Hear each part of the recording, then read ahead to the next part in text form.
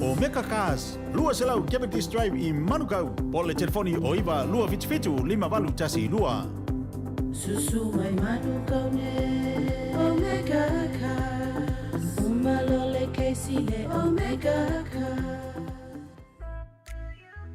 Wana ole fitu moana a onga amata po le moana Stars ECE le a onga Samoa Manrewa. Tuatusi lua tasi tolu, Weymouth Road, I tuane ole ekalesia e whakasai Weymouth. Mātou te tautua ma le whaamaoni mo le whanau. A wale whaatau wai na o le ngangana Samoa, anga nuu, whaasinomanga, ai maise leo la whaakerisiano o alo ma whanau o le atunu. E tolu sifulu I tūla e le aise tutongi, mo le whanau e tolu tausanga manunga atu. Lua sifulu I tūla e le aise tutongi, mo le whanau e tolu tausanga anga I lalo. E te pena le whetu moana le tia le tai au. Whapea le tia le awauli, nappies ma wipes e ma wafua. Whafsota I mai loa mo se avanoa o lo walo, I le olua tasi tolu lima, fitu valu I fitu. Olua tasi tolu lima, fitu valu I fitu.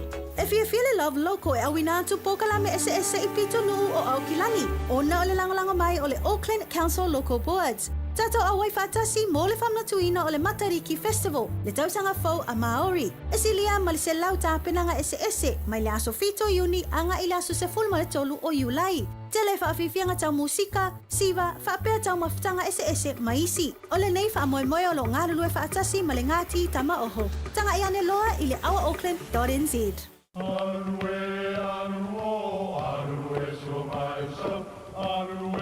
O Samoa o le atunu ua mai au na tofi. O le la au ua mai au ngā tātulanga e le to e tau au whangaina. O le vai fo I ua malili ua mai au na saiki. A o lau polo kalame o le vau filifili. Ua na o se toi wha manatu. Ua na o se toi whangu ia ua nganuu Samoa. Mau upu ta oto, mau upu tu. E ala lea I ala ngā upu ma muanga ngana ma le vau ngana.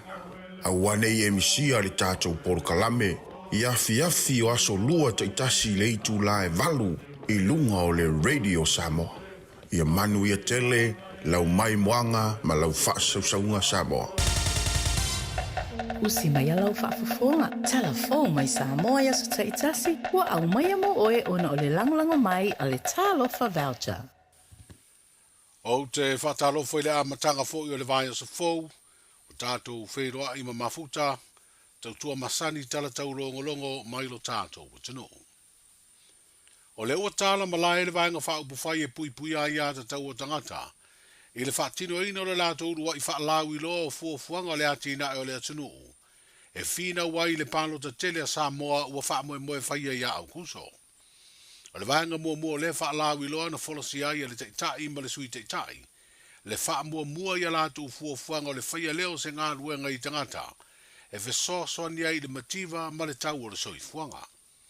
Wa whaailoa I lea tāpenanga le maua le tangata e totasi, o le 5 se lau tālai le tausanga mo tausanga e 5 o le paya inga. E le whaailoa ina I lea whaalau iloa, pe o a tonu tuunga mai a inga e whaatino, e maua ai lea fesoasoani tau tupe. O le taimuanga leo o wala, wa saunia matapena mai ai a, e le HRPP. Mo le toi whaafoi, o le soi fua le lei I tangata Samoa uma. I le tinea o le mativa, ma le tapua ina o la manuia, mo tangata Samoa uma. E whapei, ona ta oto mai e lava le moangangana le HRPP I le amatanga. O le mea e le lei mo pia, e le lei foi monu I tua. E le whapito le HRPP, mo na o tangata e langolongoina le HRPP. O Samoa, o le tofi o tangata Samoa. Samoa uma. Samoa e Samoa, ma Samoa I atunu mamao. Tangata o le HRPP, whape foi ma tangata o le fast. Maisi mauitu ie tu le mai. taula inga foi lea. O le vaai o le HRPP. E tutusa tangata Samoa uma. O taumu whainga uma foi o le HRPP. Ia manuia masoi fuole lei tangata Samoa uma. Au fiai matangata watai se seina. Le tai o le vanga wha upu whai e pui pui a ia te tau o tangata, le sunga atu i le epalu pe sori ai sa i lele maria le ngoi. O le sui tai o le pāti na sa unoa e wha alawi doa le vanga mua mua o lana ta i mua, i fola folanga wha ato sina o le palota. Mua mua, mo le manino le lei, o le wha alawi loa i le nei aso, ma o le vanga mua mua lea, kola, cost of living adjustment. Fa Samoina fe soa soani e le tui titia o le tau o le soifuanga. O le poloketi ia po se fuafuanga ma mau fo ilea. A le HRPP mo le tui titia o le mativa i Samoa. Poverty Alleviation Project. O lona winga. E iai fo i isi vaenga o le a faa lauilo atu i se taimi o mua. Lona lua, o le se lau se fulu miliona ua whaat tauina mo le kola i tau sanga taitasi.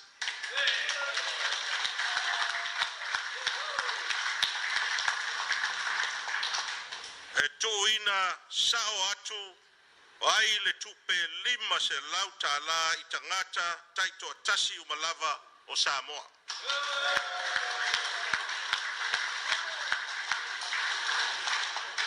Ina ia mauti noa, e o le nei fiso soani taua ia inga o fea ngai maa fianga, o le sitia, o le tau, o le soifuanga. Lona tolu, o le faa mama avenga ale koula, o se fiso soani tu sao, e manu ia ai le tele o a inga to tele. A fai o se a inga e toa ono tangata, e faa manu ia ina, le na ainga i le toru wafe ta la i tau sanga taitasi. Lona wha, o le koula, e le ngata ina wha tofu sia ai ta ngata Samoa uma, e tainane ai le matua i tau sanga. O awa noa tutusa mo ta ngata uma, e le wha pitoa na se potopotonga o ta ngata, boni tua inga ta ngata, awa o tātou malava o tangata Samoa. Le tō whala uofo whono toe nua Fisiri P. Meredith, o ia o le sui teitai o le vanga wha upu whai, e pui pui a ia te tau o tangata. Na wha tumulia le mauta o petesa le no whanga au tu o le pāti, i ona sui lango manisi o sui wha tutu na awai, i le wha alawi loa o le vanga mua mua le lātou tāpenanga, mo le whainga pālota o lo loma nei o le tātou tino. Ao tumu i pele ofisa o whainga pālota i Murinoo, i le toa tele o tangata anga waa e le sitala mo le pālota. O le ua wha iroa le komisina o whainga pālota nisi o no fuanga, o le a amata wha o ngā atu i le vai aso le nei mo le sitalaina o le au pālota. O le whaleta alo le chimwani tuna i mato, mo nuu mafio anga i sisifo uporu, a le whanga whale i nalo le maoto tui atua tupua tamasese efi, po le tate i songi, mo nuu mafio anga i sasae, o le motu o uponu. Wa whairoa ia no fuanga wha au popo au wha ngā solo ai mo le vai aso muri le nei. Le ngā ruenga i le motu i savai, le awa amata i le asunga fua le nei vai aso fau le tu malo whale a lupo. Ma wha solo atuai le tu malo wha palota o ala taua i sifo, o sālenga tasi ma sālenga lua, ai taua lunga atu i tu malo wha palota, o palauri tasi ma palauri lua. O le whamanato le official komisio whainga palota i tangata umaianga i le stala, ia tau au atu pepa whanau ma ID o iei se ata e whaamao ni ai le tangata. E mana o mia fo i le tau au atu le pepa whaamao nia. O se sua whamatai e whaamautu wai wa le stala wha tu la fono le matai. Whapea ma pepa o whanua, mo tangata le stala ua no fo mau inu, wa whaatau wai whanua umia sa loto. Le se luas fulfito le masina le nei o Juni, e mai ai le ngā ruenga o le lesi talaina o tangata pālota. O tā penanga vaenga wha upu whai o sauni, E fina wina e o lato sui whātu tū, tofi whai pule o no fōi tū malo whapalota e limas futasi o le tunu. O le ua mōri mawina le wha o popo peo sui tau vāta mātai. Ua mamoli atu inisio vanga wha upu whai e peo le whātua tua i le atua Samoa o watasi. O le ua mamoli le sui tau vāta mātai mo le tofi wha o lioni. O le tū malo le vai maunga wha, o le fionga i atonu ufua moli amitua na imisi. Sa se e le tofi o vai maunga wha le fionga wha walo Jeffrey Harry Schuster. O le tasi a sui tau vāta mātai ua mamoli fo i le vanga wha upu whai, o le fionga to mata nora leota, o le afi nau mo le no fo le tu malo fa palota o ano a maalua, le asa tu lai mai ai le to fa la uofo fono toe nua fisili Pia Meredith, o se sui al vahenga e pui pui a ia te tau o tangata. O le fa lua leo na tau vale fionga to mata nora leota, i le tofi o lona i tu malo. O le tu malo sa fatatasi, le asa tu lai mai le fionga lea ana Ronnie Posini, o le sui o le vahenga fa upufai e pui pui a ia te tau o tangata, o le atau vai le sui fa olioli o le fa tua i le tua Samoa utasi, o se isi foi tina ua mai a mamoli i le pati fa upufai, o le fionga ia anapu seve te i fui maono. E le fau le ta longa upufai le fionga ia anapu, a wasa ave mua ma fai pule o le pale mene, i le mai o le palo tatele o le tausanga i lua afe ma le ono. Sa ave ai o ia masui fai pule, a o lua no fo le tu malo fale alili, le na se e iai le suafa fui maono na o ia tei. E fast food tasi tau sanga le matua o se ali isanga lue o se leo leo po, i le ofisa le pulenga o ngā ruenga o taimi o whaamlawe whaafosei, po le Disaster Management Office le DMO, i le ufamao nia le whaamsinonga maua lunga lona i o ina o sori tū la fono, o lona umia ma le wha o ngāo nā koti, po o fuala au whaasaino le aisa ma le maruana. O Felix Otto vai lutai sanga lue le ofisa le DMO i tuana i mato, ai o le asolimo ian warrior le tau sanga le nei, sa nga ia ile na ngā luenga le na ta vale, pe ta ina mawatu i le ngā luenga asiasia leo leo le no fuanga i tuana i mato, i le aua uri o le aso lea, o lo tu le ta vale le ua moria i au tafo se vaenga o le aretele, e lata i le lotoa, o le ofisa o ngā luenga la vea i mo teimi o whaamlawe whaafose i matu ia, le New York, mai lo atu o lo moe le tangata i tonu, ai o lo matala le vaenga i tua le whai toa leo le keri. Na nga i aini leo leo se toa lua masiaki ma mawai Felix, o lo fai sana malo longa. Na fai ale siaki o le taavale ma mawai maruana ma le aisa ma avelo i le ofisa o leo leo le ua molia mo nisi o sua swanga. Sa fai loa e Felix i leo leo o ia na alu i le maketi o i e savalalo, ma faa taua ne aia na koti se tangata e masani ai. O lo na fo i atu e fai ngā ruenga, sa ia le ma fai ono urufale le lotoa o lo ngalue ai, ono ua loka le fai tutoa, le mafu anga le na faa tuwaila na taavale au tafo le la tele, ma fai ai loa lana malo longa.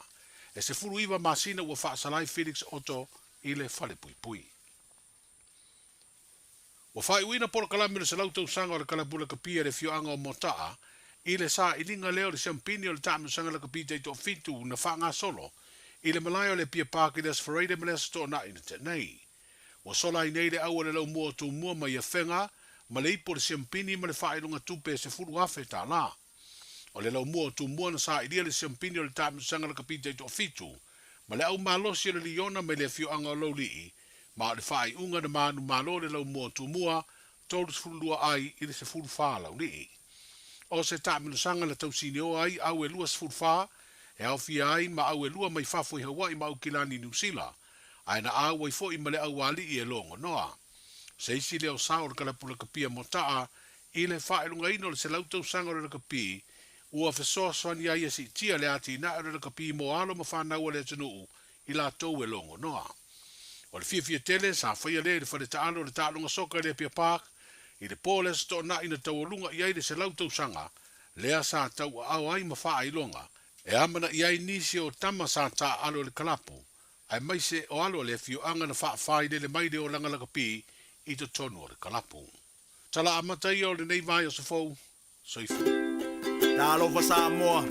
Wa ule ne yo kasputi alu. A wale suia le ngila ula ule kio.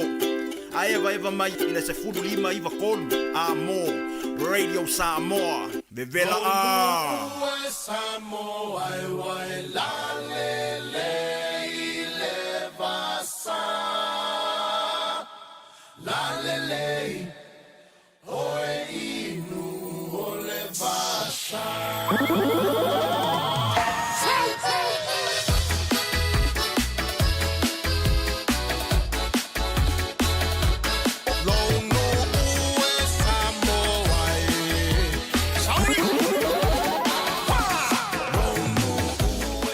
Ia, o te toi whaafera i antu i le awa ma le whaaloalo i le whaafonga tapua i le tātou tiru i le nei fui vanga o le fiafi. I le tautua whaawau pēr mo oia le Radio Samoa sa fururima iwa tolu amo. Wala mo fo le tautua ina o le tātou tiru i le nei fiafi i le tu taulai. O le tele o whaamanga renga sa ngapa tia mo le tātou tiru. I le amatanga o le neiva yaso ina ua mawai atu le whaiunga o le neiva yaso. Ia, sa fia ngai tātou mo le tele o fufuanga.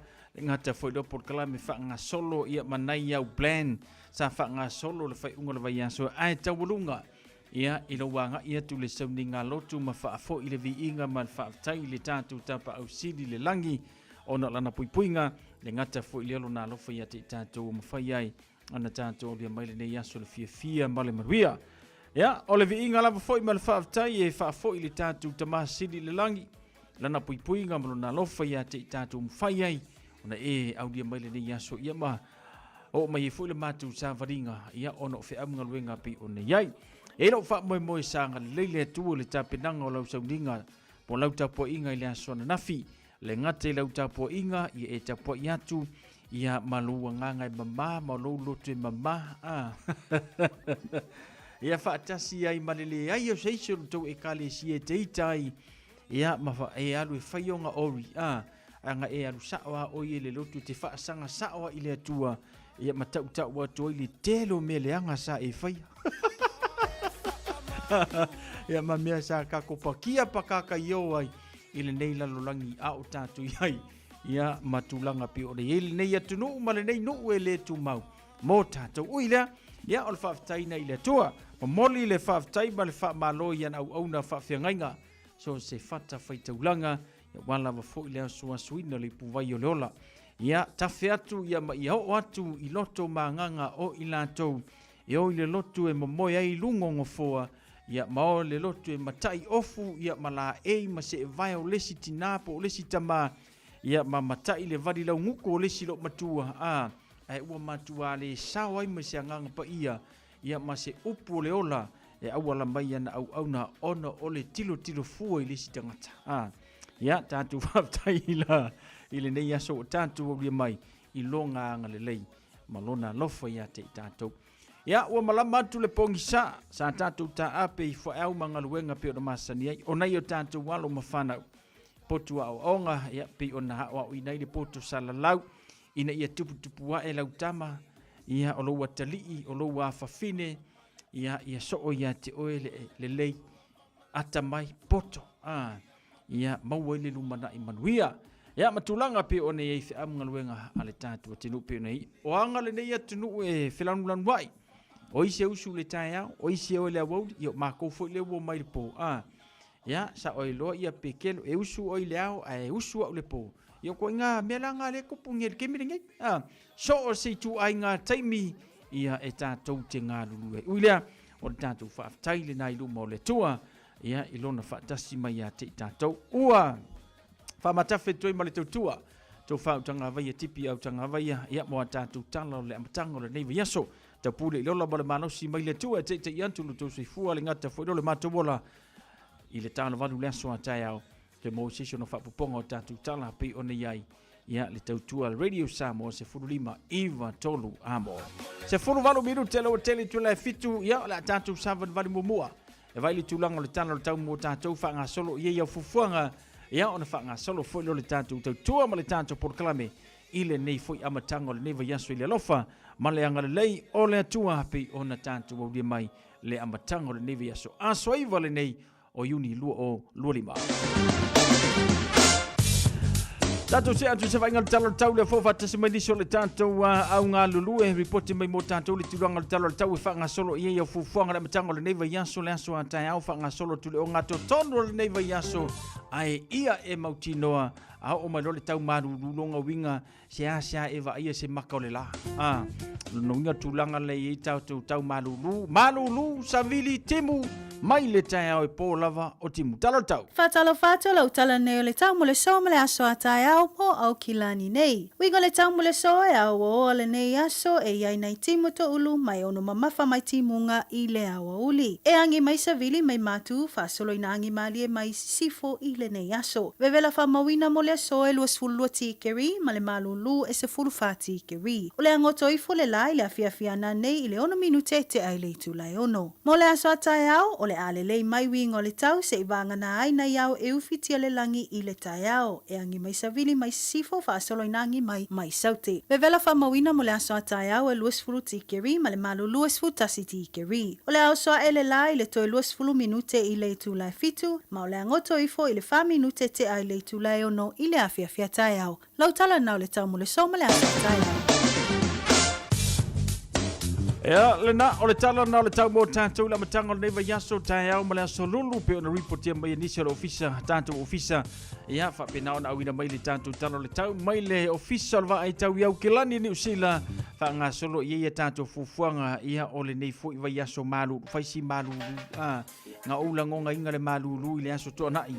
Aluatu ai mana na fi sawa i mele so o lo tama fai peo te tau wha masani le tau o le tau atinu o le maruru maruru wha ele ka kounga maangava ngā ruenga fai le kausaminga ta mau i le langi wha misi le paipa moeloa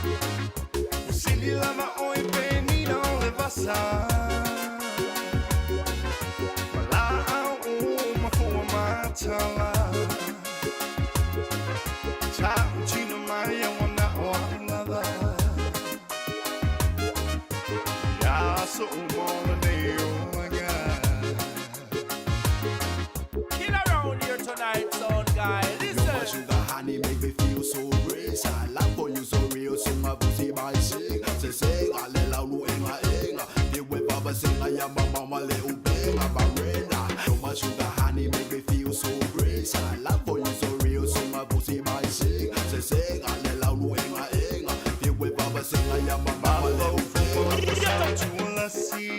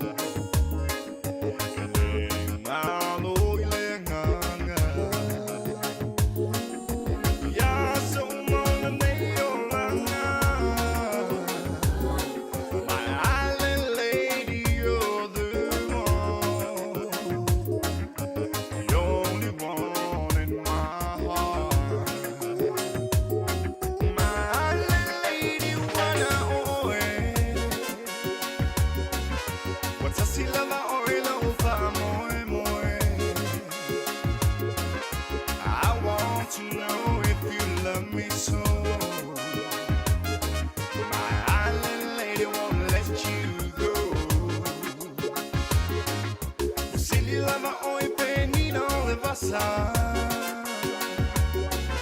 Wala au mafua matala Tau chino mai wana wala Ya so mo ne yo nga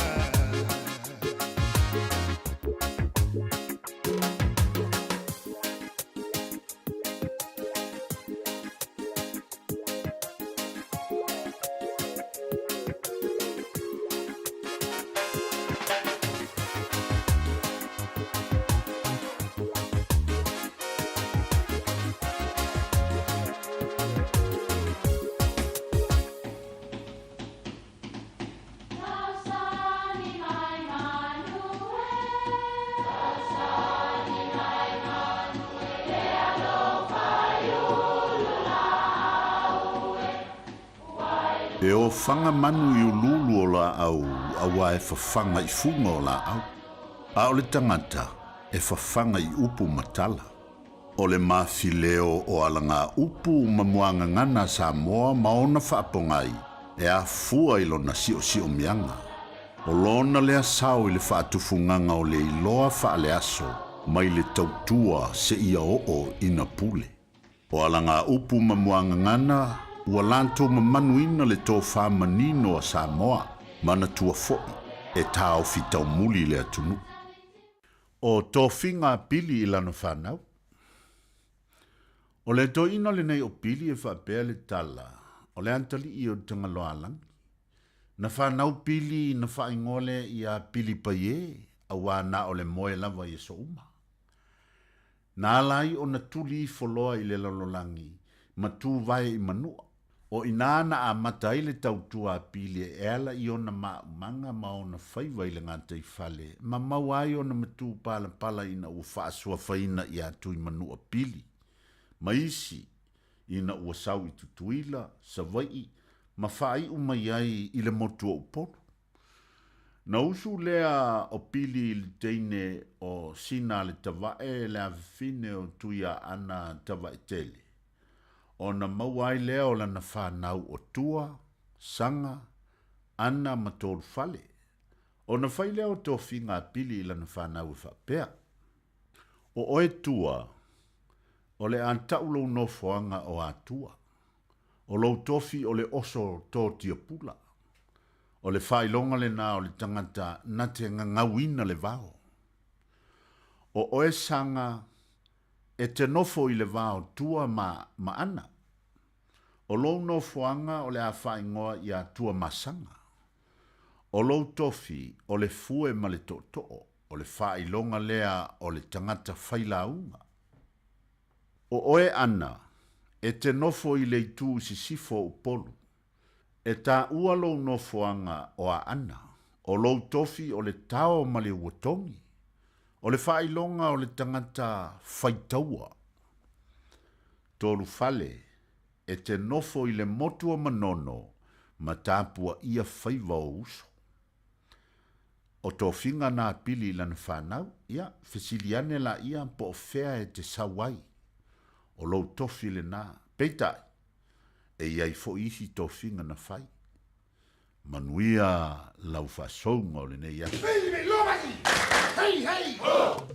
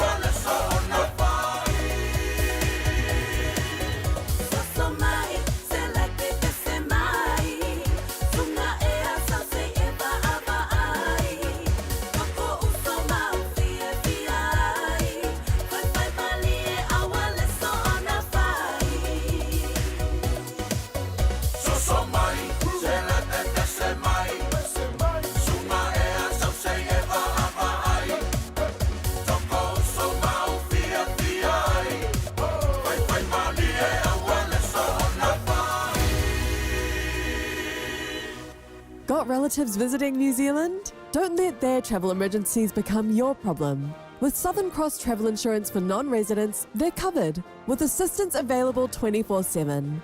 Get a quote now at scti.co.nz.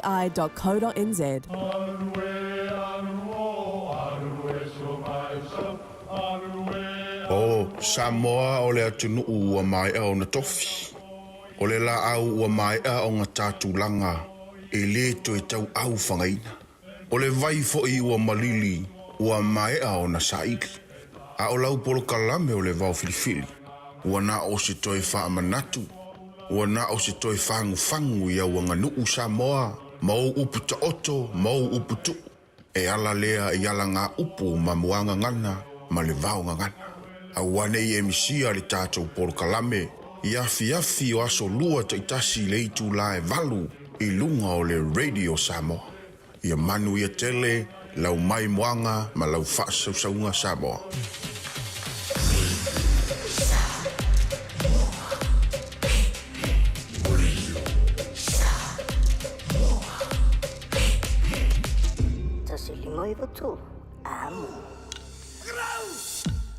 Lewa tele titi le afara fitu ile nei fuwanga la fiafi. Whapeo le sono wasa soifua ia ne vala maile le tanto leina. Tolu fitu ta siliba i vitolu ia mo le whamurianga la sfanama la soifua. Siaki a kula emaili le uisi tanto emaili mo le nei a fiafi ia a whapeo le solo wasa whanau mawolo wa noa. A o talia tanto vala au se ia ua whawhiloa iatu ia na ia tanto woma na ia tanto paanga. Le fo i whatasi mai lunga o le tanto Radio Samoa. Ia wafo ia le tautua pi o na masaniai. Whatalo whatua tansa tiva manoro se fumaruia. Sina leo lunga le tanto YouTube channel whaptel whatasi mai. Lee Majors whaptel whatasi mai alo whatu. Ia le ngata fo lea ngalu wafi le au pepele mau mali tanto por kalambe. Whawhiloa iatu ia nise nuwalofa. So i fumaruia nise whaptel whatasi mai le nea fiafi whamimoe. Ia samaruia fe amunga ruenga pi o na iela matanga o le neva yaso. Whatalo whatufo le tanto por kalambe. Ia siva ngale mafuta mai I meali I alo pulo so I fumanuia meali I avtel fatasi mai hente sena lo fatu mo oto ia le ngata fo le au pepe yoani tinonga le mau mali tanto por klame avtel fatasi mai ia fatalo fatu fo le tanto por klame ia Maika PF le mafuta mai America Samoa ia alo fatu avtel fatasi mai fa mai sa so I fu mo mai sa le Big Island of Savai ia alofantu whapatele whatasi mai au le lai mafuta mai America Samoa whapatai ia alofantu mika ia le ngata fo le whatalo fantu I se uso le vangaru ngai kama ruka koe vai koe pira alofantu pira Stars mai lunga le tanto YouTube channel whapatele whatasi mai manuia o mena fai ia le ngata fo le whatalo fantu ile to telo na ia tanto woman ia tanto paanga le mau mai le tanto por kalame so se tafo le nei ke lope ma lo lavar se fumaruia ia lo fatele mo otou le nei foi vanga la fiafi se fasika ko kui meko ma lo le fiafi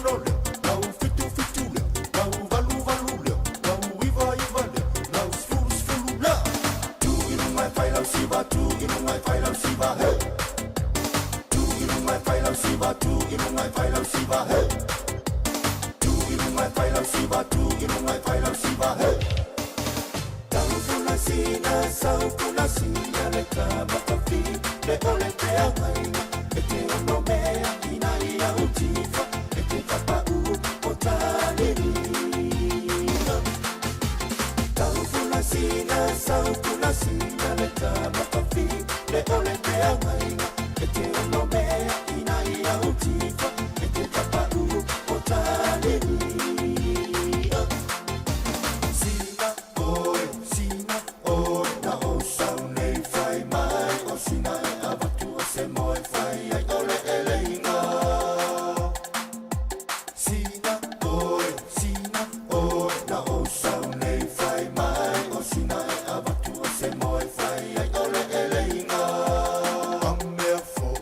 matova ai sau mai papa i le nei moa ia wha pepe ai ia ia wha pepe ai ia te ngali ngali ofe ofe ofe te rulu e ke moa rau sope sope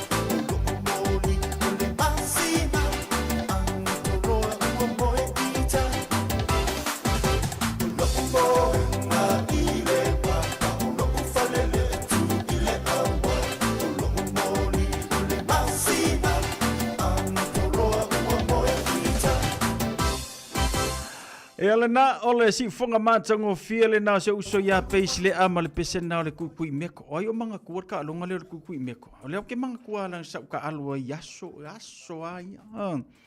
Ia sa fai mako kukui meko ilumon mako fal. Iyo. E usu mai la se mato wa lo matua ilumo na pai pai. Ia wa malanga langa umai lunga ma alo na pai pai faingol mako kukui meko. Iyo. Ia ai longa ko yesi si o ko fai le ka longa le kukui me ko fai ko foi ele mala mai ia la vaenga ia o Yosua ele mala mai Yosua kukui me ko ia o pita ele mala mai foi pita kukui me ko langa la vaenga mo le new generation ia o ma ko yaso ia sa ke le la ka longa ia sa va yaso ia ole kukui me ko ole kaumoa kama foi le fafa de sanga ropa ku ia sa foi le si panga nga ia pula le o la wa ai nga ka wa kwa pi o le pa ku ia paula vo lo anga ka lo ia sia la ka lo nga le ole ive ia ka ilo va kasi paula ka lo ke lo sa le so ya yo so ya so le ive io mo le la fila lo koko e umai foi e a mai mai sultoi ana fatu jas tele fata si mai ia le mele wa kakalo yo sum kwale le yo langa ive ia wa ku mai la ive a so langa le wo ngi ia au le ive ale nga ive ayo suwa ya so ia ele e fiu kanga ke su ele mau ia au saudu se uso nge ia o sia ko ive ia ive a so le mo kuwa po se laudu se fulu e kilo se uso la voi alo va ku jos am tel fata simai amelia mikaele malo se fumuria alo fatu tel fata simai amelia ya le ngata foilea nisen walofa fatalo fantu le nei vanga la fiafi fili le tuala se fumuria le ngata foilea se uso ya lave na nai kakala le o lave ele ia se ive amua e o male ive a lave io e sawa ngei lave le maua le fiu kanga ka su e pe ala fi lave ia e sawa lave ngei le mo ses io ramle mo fatalo fantu fatelo fatasimai ia malitato por kalambe pe ona yele nei vanga la fiafi male tutua al radio Samoa se fululima iva tolu amo na matala noa male tina ia oli. O ngile aso soi fuol tina ia oli. Fa mai oli le wau lia mai lia so. O yo kaya au. Nga makan ngoa ma anti oli fa mi o tai au. E ato lona fitus ful ma le valu tau sanga. Ia nga vili mai ala ia si lo matu e fa ia manu ia lo aso whanau a tina. Te fa popo ele atua nisi tau sanga se tele. Ia awalo aso soi fua. Ia anga le leifo ile atua. Ia maua le manosi mo oel tina. Ia le ngata fo ile ia na fa malo longa mo oel tina. Ia o iai fo ili nei ia tenu ia maftanga ia male whanau. Manu ia tele lau aso soifua ile nei fo vanga ole a fiafi ia pi o nei ele tanto por kalame male whamlianga ole aso whanau. Male aso soifua ia ile nei fo ia fiafi ole tau maruru. Ia tina ngā wanga lo fatu la pese atu nisho tanto o fai pese mo tanto umalama. Ole taida li tuleva no mole tanto por calave.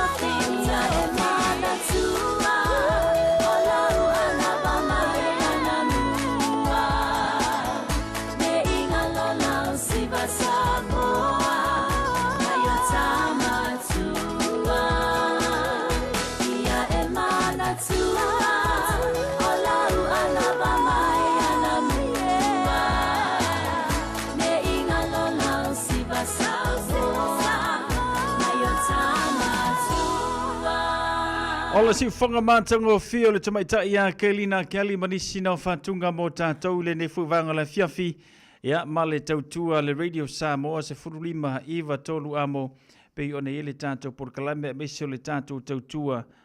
Ile nei foi a fiafi whaatalo whātu le tātou porkalame ia la lau tau wha pepe e tulituli le mafuta mai so I fumanuia la lau whaaftel whaatasi mai le ngata foi lea tina ngā wana lo whātu whaaftel whaatasi mai tahiri tuina sole so I fumanuia tahiri whaaftel whaatasi mai whaatalo whātu tiki ne mia fui mono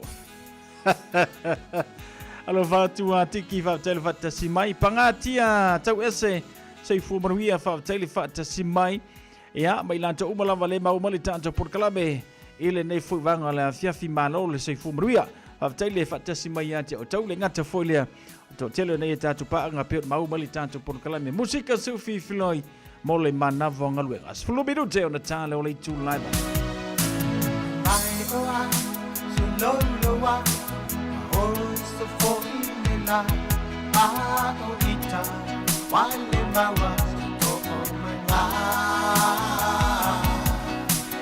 mai Faingata, lo fai de para, atunua, sele motu, mafutara.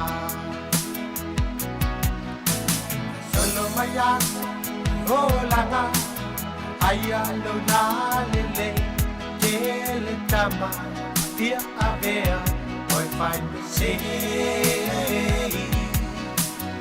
Etawai, auva tau na fai sa o mai, yanu o aso, te iane, furi tu mai. Tele mana ate na papolonga, oia se tasi wena fai ai. Awale fefe fai mai sa manatu, ua e fuli tua mai au, te tui ngatu ai e alu. Te tamu kunga o mana ona, ule pea o yo sauna tonga. Wa e yo alu nei mafatia, ise ua fai o e matia, o le gato fa Italia.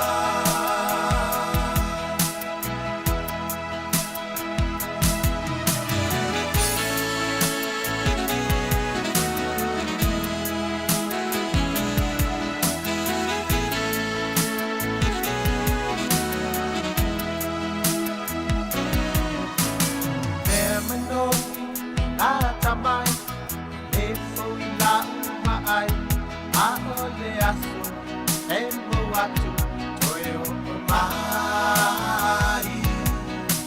E puna mai pe, mai mani, e lo fa na fai pa asin, oli atu, o fofonga, naya miti. Ayuri lea, o no sa, mai na tan ilang, alo yung faiba, o tinofo, matapuai. Lalang, matalang, suya yung umatan, a ole faiba, to ilalo, pasiyasi. Kele mana ate na populonga, oye se tasi wa la fai ai.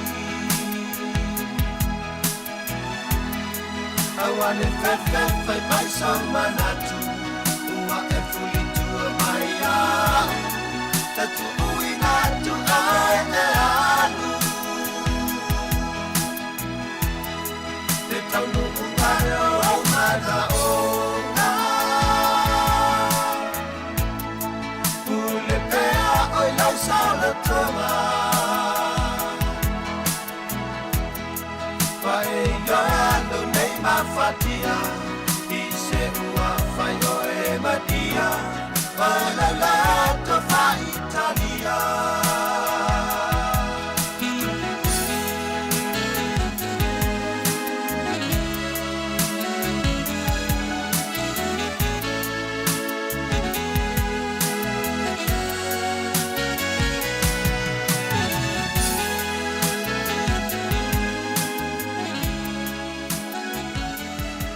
E ala na si fonga matsango fio ani seto fale moe manisi na fatunga mo tatou le nei vanga la fiafi a wolo fanto le tanto por klame ya mo nei wo nei pa angale mafuta mai ya kopo eti fa tele fa tes mai lo fatu le tanto pa angale mafuta mai intia ya Samoan si ale ngata fo le Punjabi le mafuta mai lo fatu lunga i tanto YouTube channel fa tele fa tes mai man wi fo lo ma wai intia ya ono disio fe am ngarwenga ya pe ona bala awina ia le tuenga lue ma unai ile na fo ia tunu o le lalolangi o le wa ia ufa silanga le tunu mai mai anta tu fa silanga ya a mo se tatu pesistasi o le i amatina le tatu por klabe ia o le tutu le upenga i le lotto mo sunga le fa fenga nga pasta poni fonoti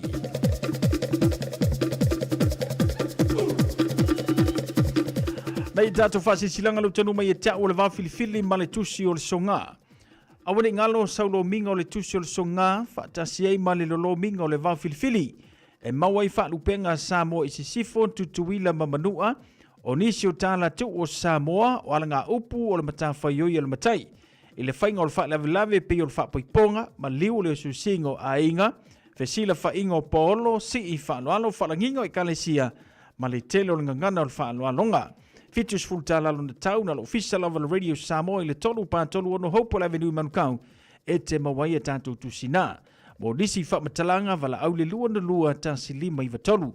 Lua na lua ta silima i vatolu pe tanga iane i le shop radio Samoa.co.nz whai mai eisau oka ia pe amana o mia a tātou tusina i le nei fo ia fiafi.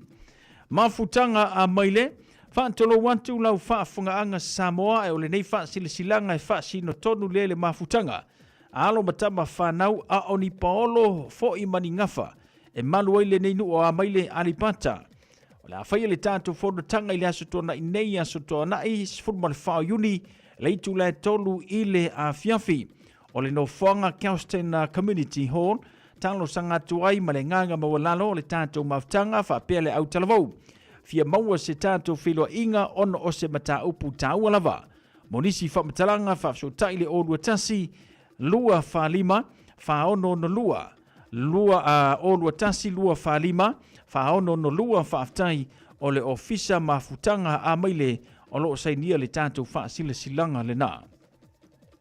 Mafutanga alo matama whanaua le nei nua vaie e sa whatai au kilani nei.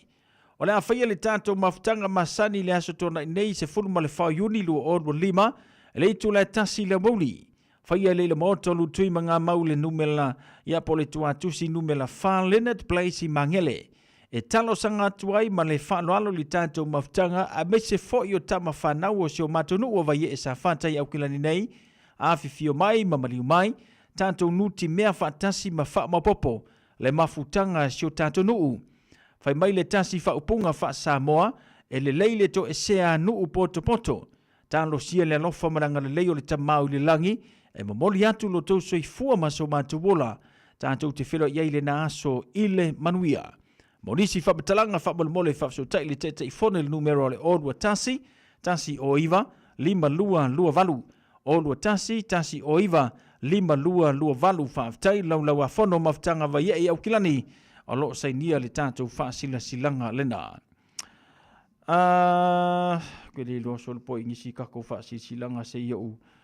Koe sa ilia kule si tūle pe se tātou whaasila silanga ia ale ai. Ia no ingana pauna o tātou whaasila silanga.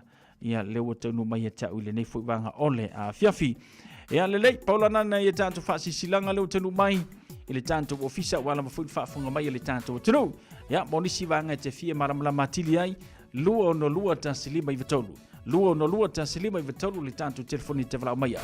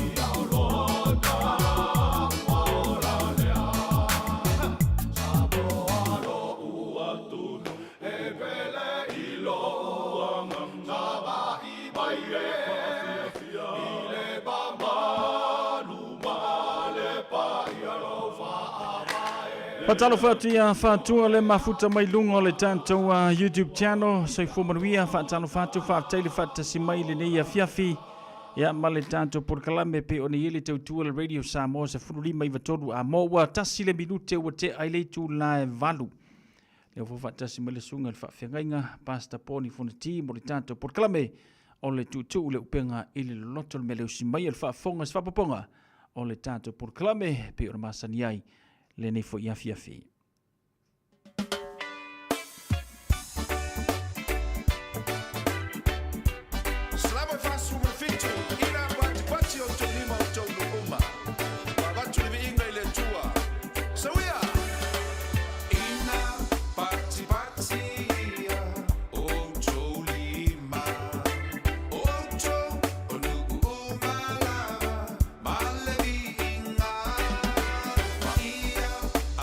Lang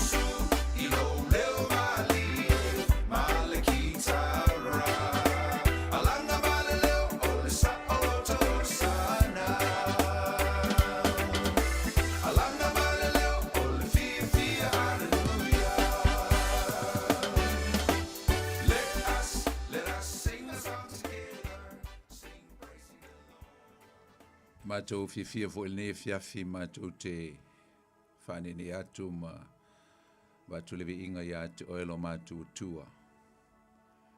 Ono mesil sili ma mea mātou tia mea mātou fia wai whaia moi mātou le nei le vaso.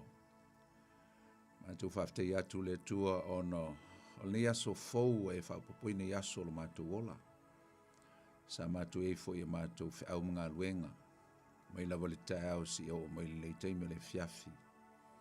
A leo o taunu mai le mātou sabalinga le nei teime o le pō. Moli mawina fo e mātou le atua lo le lei ma lo mātou tia. O wawenga ma mesil sili wa e whaia mo i mātou le nei aso. Lau tau singa a wasa e leo ma pui pui mātou a mātou whengai ai ma tiute ma whaiwa. Peo na masani ai. Ai alanga tua i lewi inga o le whaftai, o le whamanu le nei fiafi mātou si whatasi atu i atu oe. E le nganga o le whaftai tele, ona o lo hanga le lei ma lo alofa. Lo whamaoni ai mātou. Wa le lava ua, whapena ona wa aia o mātou mata. Le matau tia o lo le lei. Mātou te whape atu le tua, whaftai tele i awi ia lo swafa e whavavau. Mātou whafte i atu ona o le whaoletanga, e ala ia Iesu, na maliuti ngai lungo le sa tauro ona o mātou ngasala. Mātou whafte i Iesu ona o le tongi ola nei whaia mo i mātou. Mātou mauai ia se avanoa, mauai se wha moe moe. E mātou te sauwhanga atua i le manuia ma mātou toi mafuta i mo le tama. Whafte i le leinga le atua, whafte i Iesu i lo wanga le lei. Mātou tuna tule nei teimi i au ao, a mātou sauni fo i mātou te whaia le pol kalame le nei pō. Mātou te leo loa e mātou te le tapatu i loa nganga e sosa ni mai. E te whaasafua atu le mana ma le tau tia o loa nganga e whapenao na whaasusui nai le tua whina ngalo maloto i nei whingo fio na uluma au ngala upu le nei pō. E whaatawa i nai le tua lau fionga le nei fiafi so soani le mātou sawalinga o lo whenei. Whaau le whaalongolongo o lau whanau. Whaau fo i le tua i le au auna e whaatawa. Whao ngai ne mamoli e tuai i alo whina ngalo pa i le nei pō. A mai a fo i se mātou ngā luenga i whai le tua, mātou te whapea e. O mātou lava wana o ni au auna. Ai e tui nātu i atu o elevi inga o le whaamanu. Whaama maluina oe, ma ia sitia oe, ma vi ia lava oe mea uma mātou te whaia. Uma le mātou ngā luenga le nia fiafi. Ia iai au whaamunu ianga iai mātou uma ala i laua fionga. Mātou te talo atu le nia fiafi. Le nganga whaalo alo e ala atu le swafo Iesu. Lo mātou li ima lo mātou whaola. Amen. E whaatalo whaatu fo i le nei fiafi i lau whaasausaunga Samoa. Le atunu pele. Ia mai lava fo i ona tumtumu se i ona iu. Lau tele si o tātou tunu pele Samoa. Lau whainga aluenga pa ia le tua. Tupu mai e o le tātou tunuu. Na i ta mamati nā mātutua. A inga uma. Ta mamati nā lo whaafonga mai e meise fo i. Ia tu pulanga te lo vau e whaatalofa atu i atu to uma le nei fiafi. Whaatalofa i le au whainga luenga pa ia le tua le nei fiafi le swafo Iesu. A lo le ngā lulue ma lo le whai o le whaiva. Tu sai ma ngā luenga wha au staulanga na whenga iai. Nei vai o sao ma vai atu. Whaatalofa i nei o tātou mātua. Tinama ta mā mātutua. E whaatalofa atu fo ia e niuso mani tua whawhine te mama tina lo whātua tolia i tono mota ngase. E lenga te fo i leo te tono whalpui pui pe a whai o maua mai el tātou pol klame le fiafi whaatalofa atu i a te utou e le swafo Iesu le tātou lii mo lo tātou whaola. E whapena fo i ona manatua le fiafi whaatalofa atu i leo whinga luenga. Nisi fo i olo whengai ma tiute ma whaiva le nei pō whaatalofa i atu utau le swafo Iesu le tātou lii. Whaatalofa atu i le loa o Samoa. O lo whapena ona e tai so se vaenga o le kelope o lo tātou iai nei le lolangi nei o lo tātou iai, tātou ta ape o no le sailinga o manuia, te mau ainga e maise o manuia o tātou ainga ma whanau. Whata alofa ia te oi po whelava sea tunuu o lo e whaafonga mai ai. O te whata alofa atu ia te oi le suafo Iesu le tātou lii. Whata alofa inisi o lo asiasi mai tutonu o le aitele o au kilani, ele nei foi fiafi, ele nei foi vai taimi o le soifuanga, ona o ia o whainga malolonga foi, ia e meise foi, ia o le tūlanga i konfrenesi ma mawhitanga ainga mai kālesia, whaalapo pitonga, ia e whata alofa atu, ia te uto umalawa le nei pō le suwafa, pele o Iesu le tātua lii mo le tātua whaola, anga le lei foi le atua, ia toi tali watu, atuno o ma mea o lalaman na uma wai, alofa le atua, ma whatasi atu leo leuina, ia o tau i fuafuanga uma. A whai foi o steimi mo mol nei fta e whaafonga mai le tātou Paul Klamele nei, e whata alofa atu ia te oe le suafo Iesu le lii, ma le ola, a ta alofa atu ia i lātou umalawa foi o whaamanatuina o lātou aso soifua, le nei foi aso whaamanuia atu le tātou Paul Klamele ia te utau, whailungaina o tau aso soifua le nei aso, a ta alofa le sunga ia sau, ma se lua foi mga lue le fiafi, ma lo sau linga lue, ma lo le whai o le whaiva vi ele lii. Ia, o le nei foi vai tau, ma le soifuanga, ma le tātou sabalinga, whale tino lo ia il fo launga. Ia, ma tango fie lava, ta la whiangai foi, ma le autu foi o le, ia, o le, whaamana tuina o le ngangana Samoa fo i le vai aso e peo na mawai atu, ia malu lo sa, ia tātou fo lau i langi maa. Ma tango fie lea langa upu po le fo i autu, wha autu i ele ngangana, le aso, le vai aso le ngangana Samoa e pei o na mawai atu. Ia, e wila o mawai atu. Ia, ai, o tango tuafa i maila o ula o no le tāua. Ia, ma o lela vaile i umanisi o vai ngā tāua. O le ngangana, o le vaiaso le ngangana Samoa, o le vaiaso nei, o le whaiunga, ia nai whai ei, ia tau wanga launga ngai whanau, ia msalo vaenga ese o kilani, ia msalo le nei tulangi, ia o le whai ei i le Mauta Samoa, i le Stofi, ma le Asfreile, ia o le fwoi mafuta mai ei, ia, mau saudi fwoi whai le sauninga o le Asfreile, ia e whai ei launga le whanau, launga wha Samoa, alona winga.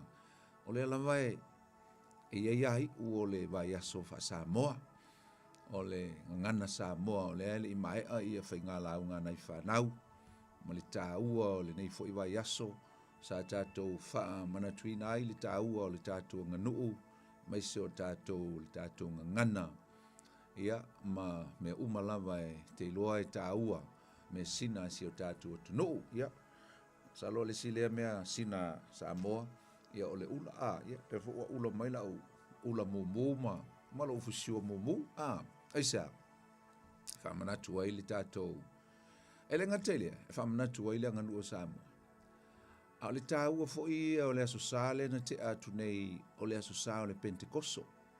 Ia, matau le fuala o le lanu mumu, o le ele ngata o le lanu o le redemption po le tongiola e ala le toto Iesu a o le lanu foi o le nganga pa ia le lanu mumu e whailoa ai le tāua o le nganga pa ia i le tulanga o le pawa o le lofa ia ai whapea foi ia le mawhanawhana so it represent the Holy Spirit in on the side of love, warmth, yeah, and also the power of the Holy Spirit.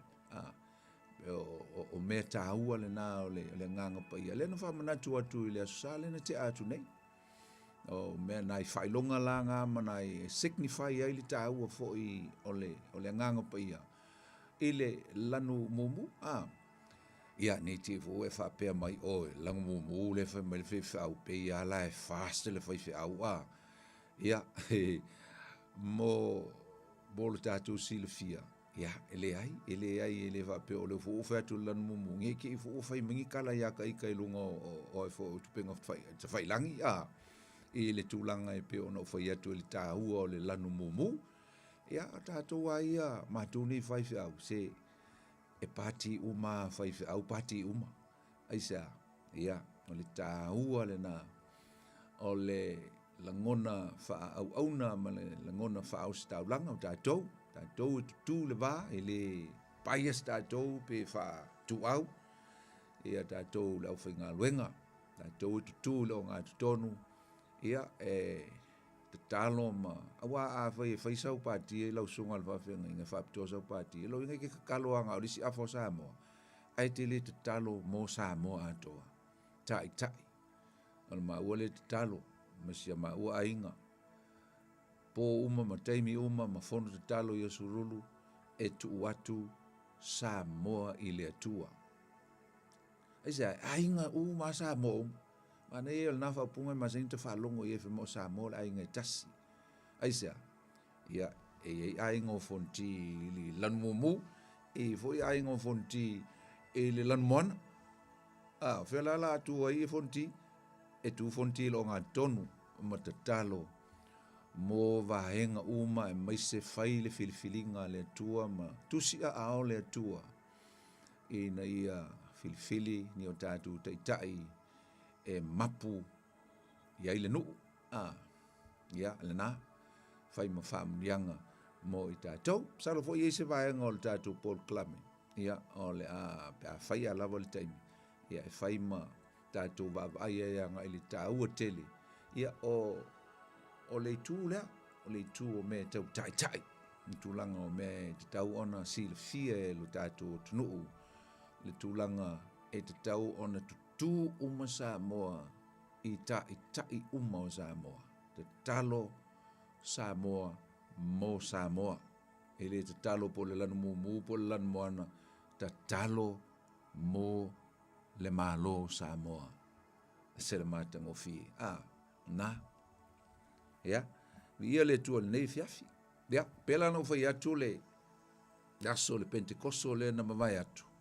O le aso sa whaamana tuina ai le aso le Pentekoso. Ia ona ua misi le aso le na tēnei, o le mali e sa ta pena o usauni wakau ngalo ia u le aso whanau o le toina, o anko. O la o whapea u ia e whaila o por kalame wa ngalo fo ia o le tu ngatala marasunga ia sau, e le sport kalame. Ai o ala sa, o la e whaila o ta pena, a o ke ia le whai mai o le mato ainga, o kai haola so malolo. Ia, le na, ia wa ule sa welo a lo kapo e le aso fua la le na usau nia le ia el Paul Kalame e fata ai i le aso le Pentekoso ia ele ngata foi le o luma tu o le Pentekoso wa le stofi tu atu le no foi atu ai ma so tu atu le na atu i le fase fulu aso le na fio ai su le langi le stofi ele o la stofi la lanti a mai nei le na vaso le te nei o le stofi tu atu o ina le na failonga ai i le taimi o le a sessione po le sauninga taua le taua le a sessione o le fio ai o Yesu le langi fai tau mai le stofi le na anga i le aso sa le ana nafi e ato i il se fulu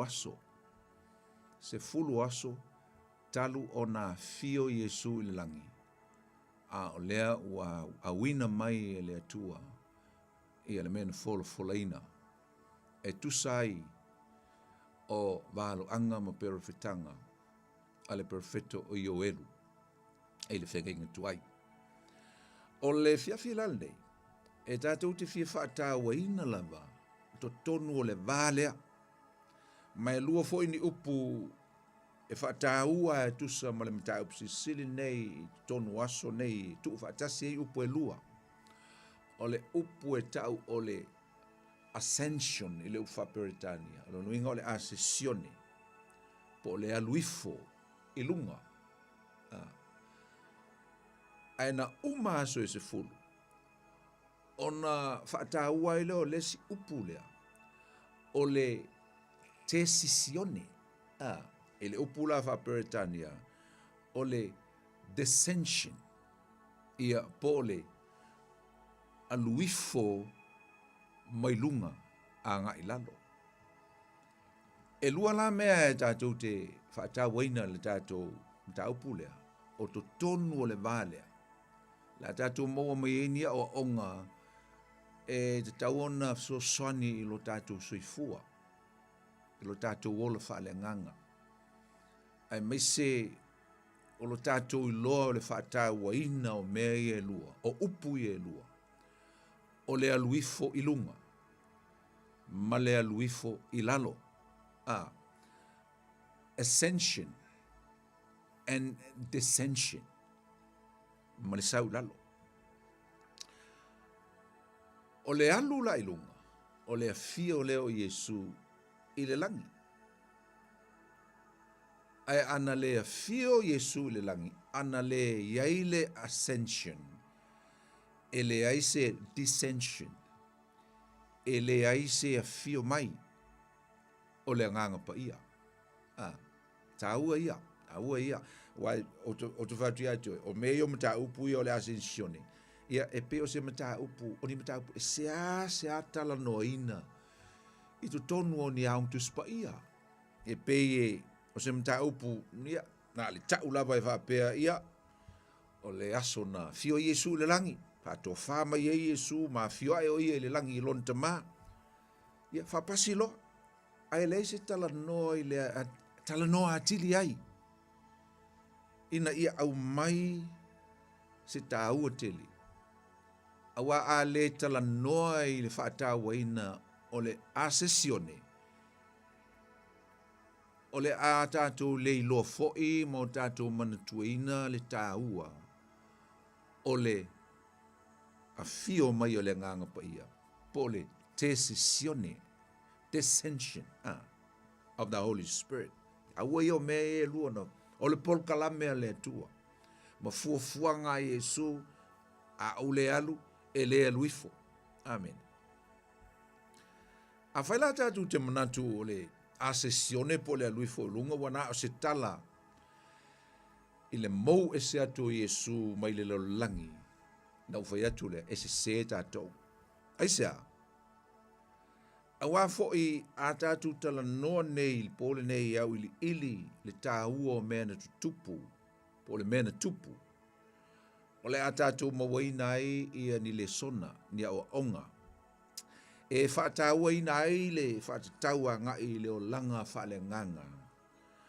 O le o langa whaata i tai. As a leadership, as a leader, and also as a spiritual leader. O a spiritual life le nganga po le o langa fa le nganga. Ia e fa pe fo i le o langa ngalue. Mo le fina ngalo le tua. The servanthood heart of serving God. Now, tātou wa aila i se o onga mua. Whataua tu tonu aso ia tātou te leo mamau, tu tonu aso ia. Mea tāua tu tonu o le sifuru aso le o le me mua.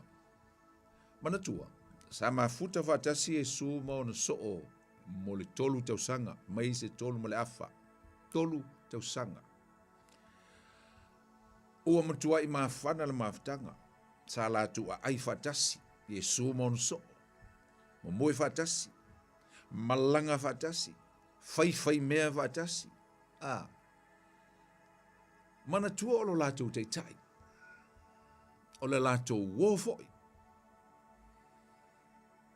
E pei o Yesu o se mea sa sili o na tāua i loto o so o Yesu. Sa sili o na tāua i o lātou loto. A o le mea la lea o le a tātou vava ai. Wo o nei le teimi ua whai atu Yesu i o na so. Ua lata mai le teimi o te aluai. Po lea o le a walu. Ai te lo le mena tupu. E ei alo tel tununga. Sa yeisi wha noa o le au so. Ona o le amalanga e se Yesu. O le alu Yesu e tu ona o la tau. E mana tua wana o se mana onga. Wana o se mana onga lea i o lātou loto o lea. Mātou te le mana na o e te alu Iesu.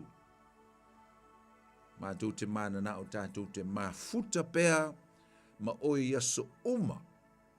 A le ua e toi toi tū mai a le fo ila e toi alo. Ala ala fwa ila mātou ni i o ia e mātou ni sā wanga pe a fai o le a e le iai. Ia e mana tua fo. Ia nangalo o tustusia. Le iloa le leia Iesu o le wha noa noa no so o ona o leo le ao. E mana tua fo. Sa whaile lātou pā seka mulmuli. O upula ia o le pā seka mulmuli. Lea tātou te iloa i le wha noa noa te leo le auli ia o no le alu Iesu. O le mele o te mana o e tuli matai ia i le tātou waenga mua po o se le sona mua. E whapea. O le atua, na te au maia pe na te whaia na o mea e tātou te mana o mia. E na te le whaia pe na te au maia se mea e tātou te nau iai pe mana nao iai. God only give us what we need, but not what we want. Ai le o le mea tātou te nau e whai. Pei o le mana onga o le au soo. Mātou te fia mafuta pea ma Iesu. Ai le o le whira ngalo le o le atua. Ai whai maila le mata upu e se fulu ma le wha o le evangelia Ioane. Wha longo iai, lau whai tawina. O upu ia Iesu tu sia Ioane, a upu ia Iesu na whai atu i o na soo i le taimi o le pāseka, taimi o le pāseka, muli. Ai le ioti, e le maliu Iesu, e le io Iesu i o na pōpua ngā. Mai aua le atua tu vale o tau loto. Se whaupunga aua tau te popole. Aua tau te whanua noa. Wha mai i o tau whātua tua i le atua. Ia whātua tua mai fo i a tau. E tele mea no nofu ai o tau le maoto o tama ana le ai. Po ua o whai atu i a te o tau. O te alu e sauni se mea no nofu ai o tau. A whai fo i o te alu. Ma sauni se mea no fo i o tau. O te toi sau.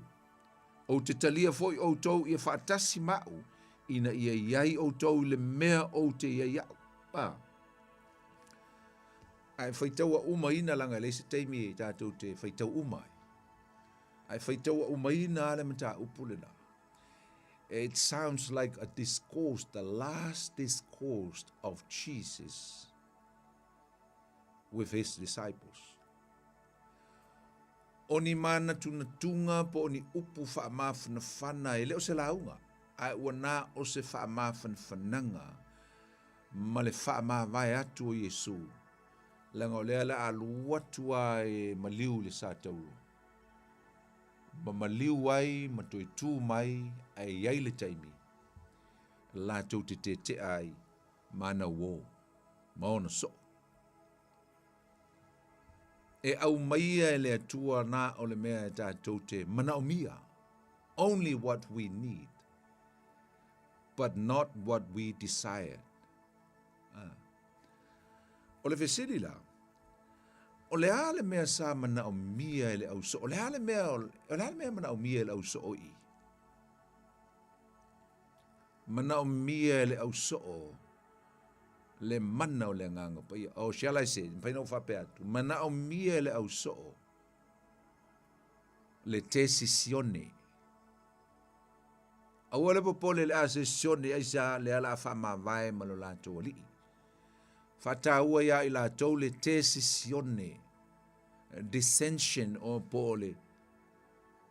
Atua leo le aluifo la tau te mafuta. O lona nganga pa ia, o le nganga lava leo Yesu Kiriso. Amen. They need the Holy Spirit. Why? To enable them so that they can receive the power of the Holy Spirit to enable them to do the will of Jesus. Ina i whaia le fina ngalo lo lātou teitai. Lea le alu. O le mea nai mana o mia. O le mea mana o mia, e mana o mia e lātou le nganga pa ia. E la tau te le toe mana o mia ina Yesu i le tino. Pe ia fo o tātou. Exactly the same as us. We don't know, we don't need Jesus. Why? Because Jesus is here in our lives in spirit. Tātou te mana o mia le nganga pa ia. Awa te whētu ana whapea fo in kako iai. Ma futa ma Yesu se teimi umi whapea. La ngona fo i e o ia e tātou. We're going to have the same feeling, same emotion, same desire. Mna onga lava le tasi. Aua nei toi lo ese Yesu. Mai le tua, le hai. Tau te le nufo i pea ma Yesu. Lenga o le wha solo a Paul Kalame. Jesus will return to me, but I will send another one. O le mea ngā tau te mana o mia. O le a, o le nganga pa ia. E wha pena fo i la tātou. We don't need Jesus. Because the moment we receive Jesus spiritually, o le teimi tātou te talia ai Yesu i lo tātou whātua tua. Ma lo tātou tali tonu ia na ngā luenga wa mahea o na whaia mo oima. Tātou te le mo o mai mau pe ana o iai, mai mau pe ana ma tala noa mai Yesu. No. Tātou te le oli ea ma fia ina o tātou loa o la walu Yesu a mai ala na ngā luenga. A o lea, o hei tātou lea nganga pa ia. E o mo whai tau atua le. Sa le lau whai tau atua. Le lau whai tau atua ma leo te manua o leo te manatua. Whai upu la lusu ma lima. Whalongo i upu a Yesu. Whai mai e kakaunga o ko oli. Langa leo o whatu la walu. A le la sau lea nganga pa ia. Tau na uto oli. Langa a sau lo nganga pa ia. Lea nganga pa ia. O ha uale na. Ma Yesu e tutusa ma ua malouta ma. E whapea fo i lea nganga pa ia lea o le asau. Mai a o le alu e le sau le fisosoani. Mai le fo lusu ma lima. O mea ia ua oufa ia tua ia te utou. Se manu o tātou no nofo pea e le teimi le nei. A o le fisos, lusu ma leono. A o le fisosoani o le nganga pa ia lea e awina mai e le tama i lo wingoa. O ia lava natea o ao ia te utou i mea uma lava. E wha manatu mai fo ia te utou i mea uma ua ou whai atuai ia te utou. Mai o tele tu ua utou. Wha mai o te tuina atu ia te utou le manuia. O lo o manuia o te avatu ia te utou. O tele avatu ia te utou whapeo na avatu e le lalolangi. Mai aua tau te atu wale o utou. Aua fo i tau te mātatau. Whai upu la lusu malvano. Whai me lusu malvano. Ua o tau wha alongo mai. Ua o whai atu ia te o tau. O te alu. Jesus said, I said to you tonight that I will go. Whai mai awa o te alu. E ele teimi o te alu ai. O te alu. Ma o to e sau i a te o tou. Wha maila i o Isu. Ana o tou alo lofa mai i a tau. Po ua o tou oli. I loo whai atu. O te alu atu i le tama. A wai sili lo tama i a tau. Wha solo e ale i lalo. Wha mai awa o le asau le alii o le neilo lo langi. Ai le maua eia se mea e tuua ina iau. E le maua eia se mea ia tau. Mo le talanoa i le teimi o le ao mai ai. I o na fili e pu e ia teia. Ma ave e whaasa tauro. Amen. A le tātou teilo i le tusi lea. Ia, ma le talanoanga fo i le mta upu mo le tusi ngā luenga. Pisa tau iai a le popole. Ma le mana na o le au li i e alu ese Yesu. A le na. Ma Yesu a u le alu. E le sau le fesoa soani e sili. Mo outou. E fesoa soani ante outou e whai le ngā luenga lea na o whai atu, tau te o e whai. Au ai le ma whai o nou tau whai a. You can't do it unless the Holy Spirit will empower you and enable you to go and do what you have been told. Na. Ala le tā ua le nganga pa ia ia tātou, ma le awali ia i le aso le. Le aso le Pentekoso. Tā ua le no whai atuai. Ina ia mawhai ai ona, lato wola ina, matatu wola ina, se o langa e mawhai ai. Ona whaia mea umasa poloa i mai ai Yesu ia i lato mai tātou. O aia mea, o le tala i atu, o le tala le lei, o le malo, o le langi. Same commission, le ia tātou. Same great commission. Polo inga sili le fo ina awe o, le fo ina mai ai tātou. Ai tātou te mawhai o na whai. Ina ua iai le nganga pa ia ai tātou. He's here. O le i le mea lea u te iai. O na fo iai le nganga pa ia le mea nai te alala mai ai lo fale. Po lau ta vale. Po lo whalwhainga luenga. He's everywhere.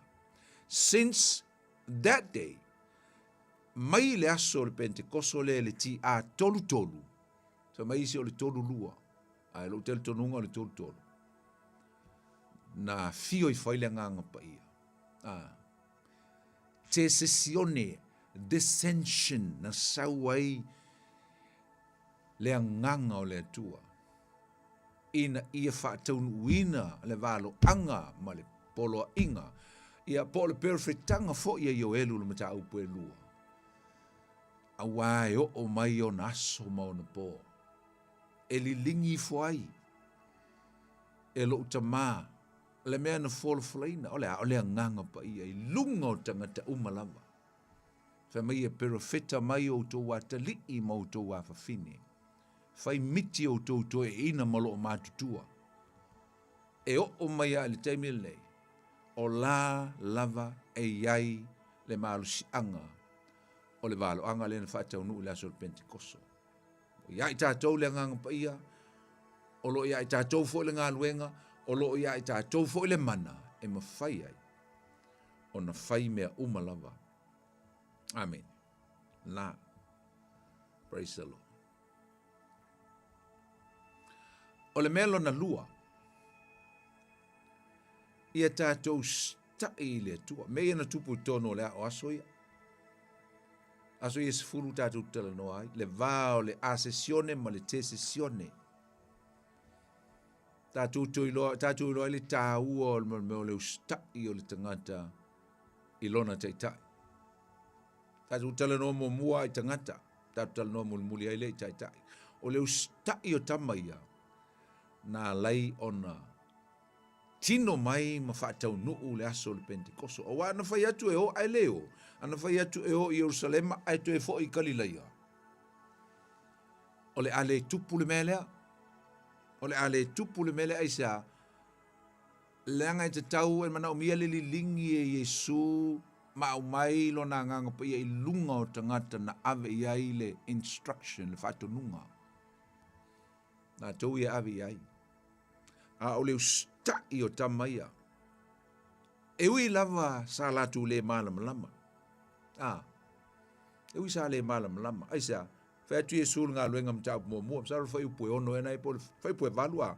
Whamai awane e o tau tu ua Jerusalema. Se ia o tau maua le mea na fola ina mai e lo utama. Aua. O Jerusalema, ai awane e o tau ese.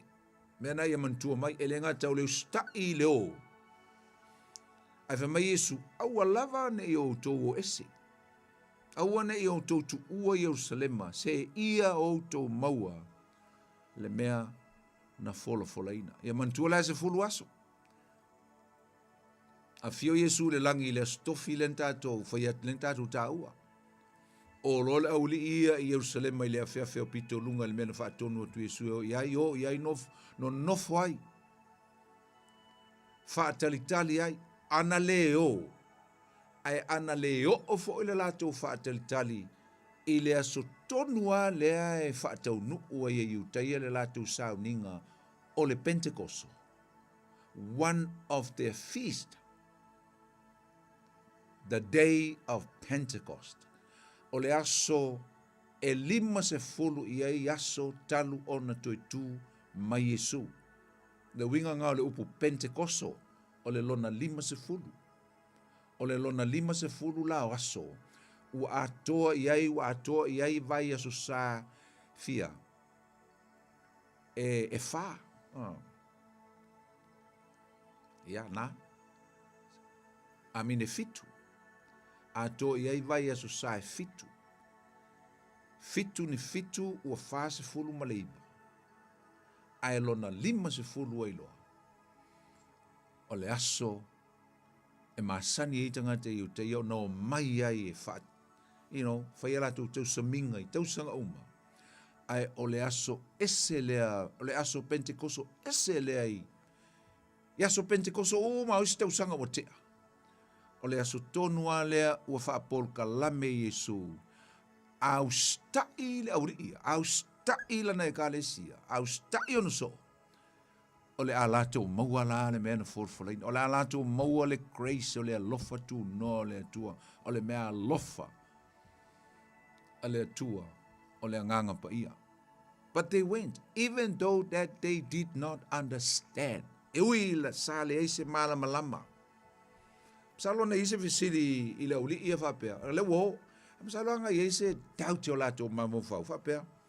Wai le ala asau. Maka wai le ala asau. Mau le nganga pa ia. E songa kingo. Ala se tino mai. How he is going to appear. Ala se form is awai. Awai le iwa ai mo mora uli e se nganga pa ia. Wale mala mala. Mako masi ilwa. Anga le aisa. Ai fai tau i le mtau pule sfumal fale no fai tau anei. Nga ko masi fa anga e lua yanga fisili. Wale fisili la pe telu ilwa anga lea. A ua lua fisili ato masi. No fa mai Yesu la ar. Ai mangia fo ila le fisili ia fisili oso vale ala uli ai masi fo to masi wa le fisili to masi nga la yo nga mai Yesu upu oka ni upu o lo fai ma fa mun yanga ya ita to i teimi tātou te whalongo i le upo le tua, teimi e launga i le upo le tua, mali mamolina o le tala le o a upo ia. O le vesili a Tomasi, na mafua i o na whai mai Yesu.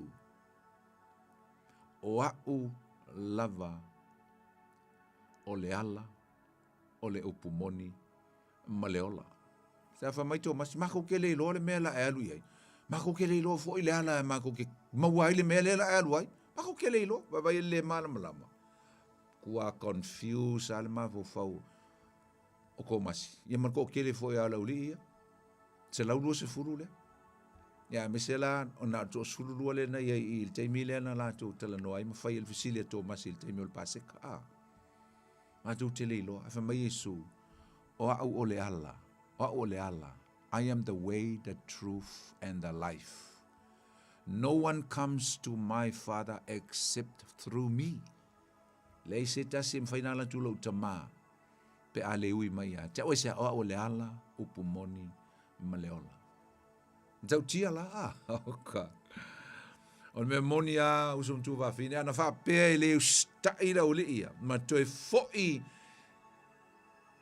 i karileia. Ia, posisi mea, koe o e vaile o penga ma. Ua tupul whare vlave, te loa, tupul whare vlave. Ele lo pea i longo mal te minge o maua tātou le nganga pa ia. Ia, pea whai ele isi pol kalame a le atua i e tele ana pol kalame, tele fo i tangata mwhaina whaora ngā le atua. A le tautala no le to osfulu lua lea. Ai mai se fo i lale se lau lua se fulu le na whai ele whaatonu ngā Yesu. To e foi.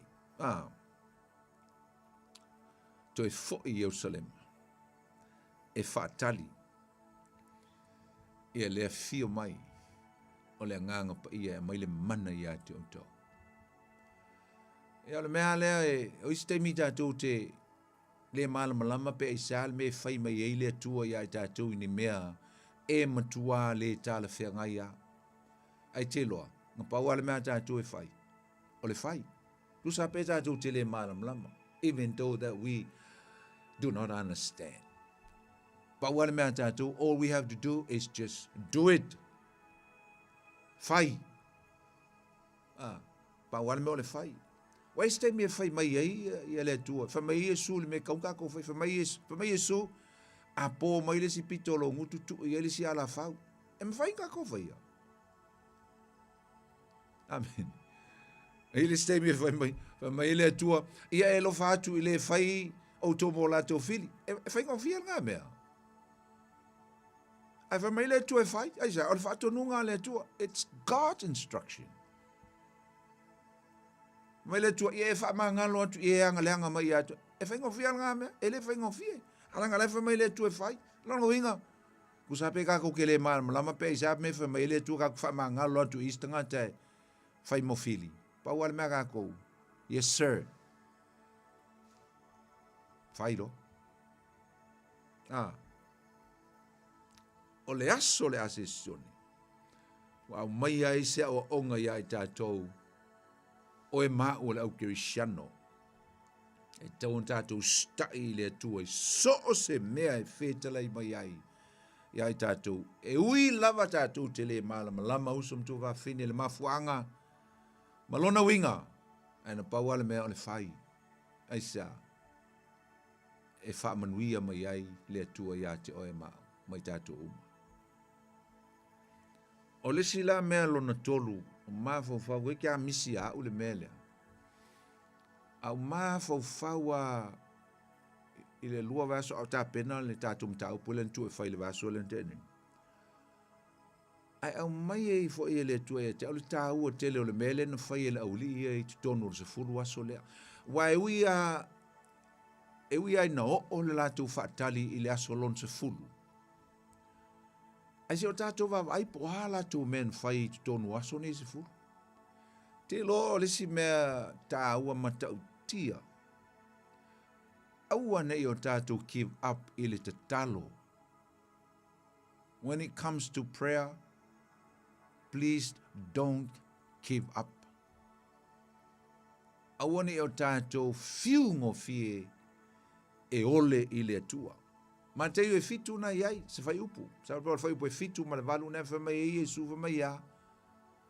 Ia outou o le atu. O na outou maua lea. Tu atu o na tō ina mai lea. O la, mai Yesu, ta talo. Pray. Diligently pray.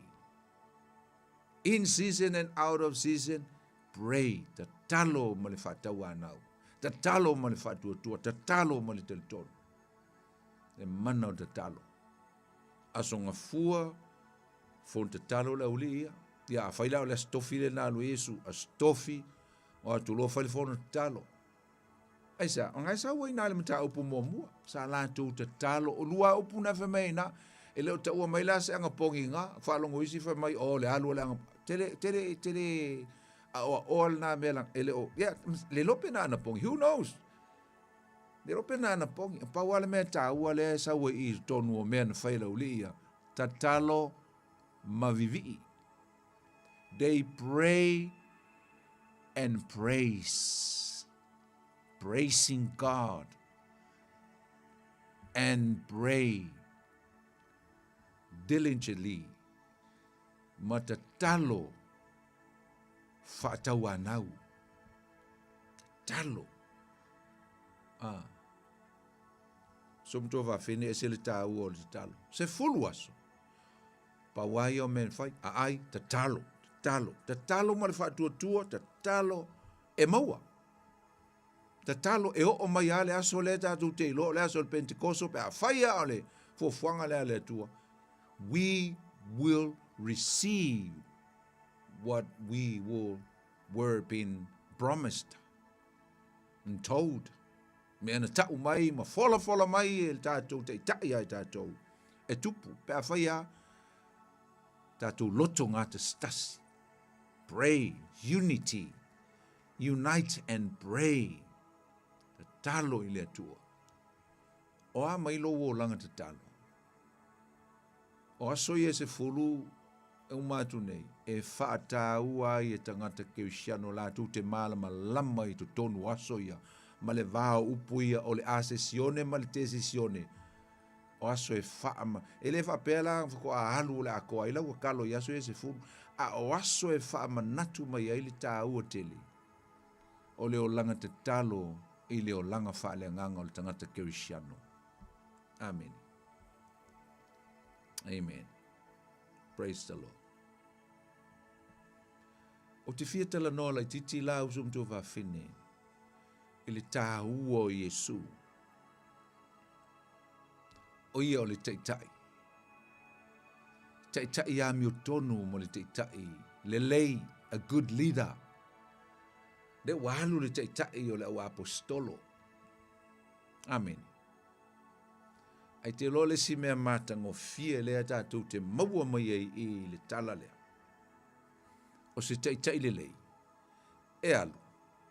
Ai ona tuuina wha manuianga mo tangata o le society. Le sile mea tā ua. A mene leo se mea lo na whale au le sile mea tātou te vava ai le tā ua te leo le tūlanga wha teitai na good leader. A leader that had a good influence for his disciples. Sa yese a fianga le lei mo na so ai le yalu. Aisa, o le teitai na o manuia ma whaamunianga me a watu. Te loe alu Yesu, e fio Yesu le lang. E le isi si ia o ngā lima ilunga whapea. Pe kilo le langi. Pe si o ngali ma whaafitai o le lau alu ese aku male au whaalonga kālea. A le wha maltus pa ia umatatu whaite wina. A o lui fo o ia le langi. A e whaaloa loa mai o na lima a ngai i lalo i le tutu watu o lana e kāle sia lai titi lea. Se lau lua sifuru. Ma wha manui atu o ia i la tau. And he blessed them. As o faita wina la ia le tusi pinga Ioane o lon tau po lusu malfa o Luka o lon tau po lusu malfa le record mai i alesi ta ua le taimi o lon fai po lima se fulu lusu malfa a lon fai po lima se fulu e o lima se fulu male lua fa longo la upu ia teitai le lei, a good leader. E lu ia iau, e lu ia ilau sunga le whawhengainga, e lu ia ilau sunga le teitai te akono, e lu ia ilau sunga le teitai aonga sa, a good leader. E lu ia i foi oe le te ia i teitai whaporkiki. Teitai o e kālesia, teitai o ainga, o le sa o le ainga. E lu i umata tau, e se teitai le lei na te avatu se whaamanuianga. Whaamanuia mai ai teimi uma, ai ofo le teimi la alu. Ai mai foi whamunianga. Listen. Wa ave e ia te i lātou i tua. Wa o lava i pētānia. O na se si ia i lea o na ao ma whaamanuia ia te i lātou. E lea o whai mai na se si. Ai na whaaloloa whapea se si atu pe na stretch lau whapētānia. And he stretched out his hands and give blessings. Bestow blessings upon his disciples. Ma watu le manuia. Si e leo o na ao ma wha manuia atu ia te ilatou. Lima tasi. Wa o ina o wha manuia e ia te ilatou. O na tea ese lea o ia te ilatou. Mele len tupu le stofi lea tatu tal noa lon fast fulu aso. Talon to e tu Yesu. Whamai wa o ina o whaamanuia e ia te i lātou. Whamai sisi whapunga o le taimi lea a o ia whaamanuia atu ia te i lātou. Ai aisi upunga e so mai. O na tea ese lea o ia te i lātou ua si itia i le langi. And then he depart from them ascending to heaven. A fio ia le langi. Amen. Whamai lea, Wala tau wifo ia te e lau so lea. Lau los furu lea na iai. Ilunga o le maunga olive. Ona toe foi mai lea i Jerusalema ma le oli tele. Lea lau tato wa ai le mea na tupu. Na whaanoa noa le au li ia ai li alu Yesu. Whaanoa noa. They were sad, full of sorrow. Ai na walu Yesu. Wala tu mana tua upo Yesu lo la tu te taile na whai atu. E te tau no tu oli. Langa lea la walu lo utama, sili au lo utama. You're supposed to be joyful. Fia ma oli. Langa walu foi wa saule nganga pa ia oli. Fisoso ni sili le ya auto. So I don't have to stay behind with you. I have to go. Le taimi na fioi o iele lagi. Sa whaamanuia mai o ia. I tangata sa lato mafuta. Tangata sa ia te ita ia. O na so. Le ngata o tō sururua la wa apostolo. Tō sutas. Ai whape foi. Ia se lau luas fulu uma le sa iai. I le aso lea. Te tono le taimi lea li atole, sfulma le lua li fatu mua lea vanoa lea. Lea ngā le fai unga o le mita upu mua le tusi ngā luenga. Lea fato a fai ele vili. Ma manu ma loa ai ia. Matatia ele ingo. Ia matatia. Lea na faa atoa ina yuta le vamanoa yuta. So ese la le tau o tele. Tatu vava ai le tau o tele. Usum tua va fine. Ese le ma neio se mo se tai. So se tai le lei tele, o se tai wha manu iatu ia te i la tau. Wa e tai ia, ma o tai ia. Ia, pe e te tu ua fo i la tau, e te tu ua ma wha manu ianga. You bless them and live very peacefully. Te alu, ai tu wha manu ianga. Ia, fitau i le ia ma le tatu au tu o le neiva yaso. Nga ngana Samoa, ia malulo sa, fo lau i langi maa. Ta pena le leia Yesu, ia ona sa, lona sa, oi lona sa, ona so, the generation that he passed to the baton. Ia vatu ia i le fua, oi la tau e faa awa wina, they will carry on the voyage, o la kou e whaawa wina le whainga malanga, le wholaunga. E o e malanga i lungo le sami e ave, lana tala le lei, i tangata uma. Pena fo ila le, wa yaso na ngangana Samoa ma le tatu autu. Ia malu lo sa. Lano inga ta pena le lei, lisia unga tu pulanga le lumatu o tatou. Tatu whanau. Esa o le sā lea. La tau te aveina. Mea sina. O le atun, o le anganuu. O le ngangana. Whasa moa. Mea tāhua ia i tātou le tātou anganuu. O tātou whanau. La tau te wholau i langi maa. Pe a malu. Le tāpena ina o lātou o langa. A pi fo na tāpena e Yesu. O lana au whi ngā luenga mō ngā luenga. E whapena foi. Le tāhua tele. O lo olu ese. Ia e tu watu i lisi teitai. Oka le mānei o le pasinga o le fua. You know, pasinga o le peton. Watu mo le whamrianga i lisi tangata leo le asau e whailau ngā luenga. Beautiful. A tātou tala noa i la i mea tau te itai. Ia e mana tua lei, usum tua wawhine. O lalangi, lea tātou te mau ai, nuu maa ai. O lo tātou no nofo ai, o lo tātou no nofo, ma whaasanga atu. I se sosa i ete o lo o tumu i tai. Tai le lei, o tai le lei, o tai whaiwhinaunga. I mata upu ese o le neira langi mo le soifuanga o lo tātou iai.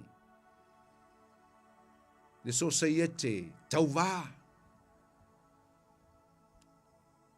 O le society sa ili puli. Ia taitai. Sa ili tamau ainga. Full of leaders.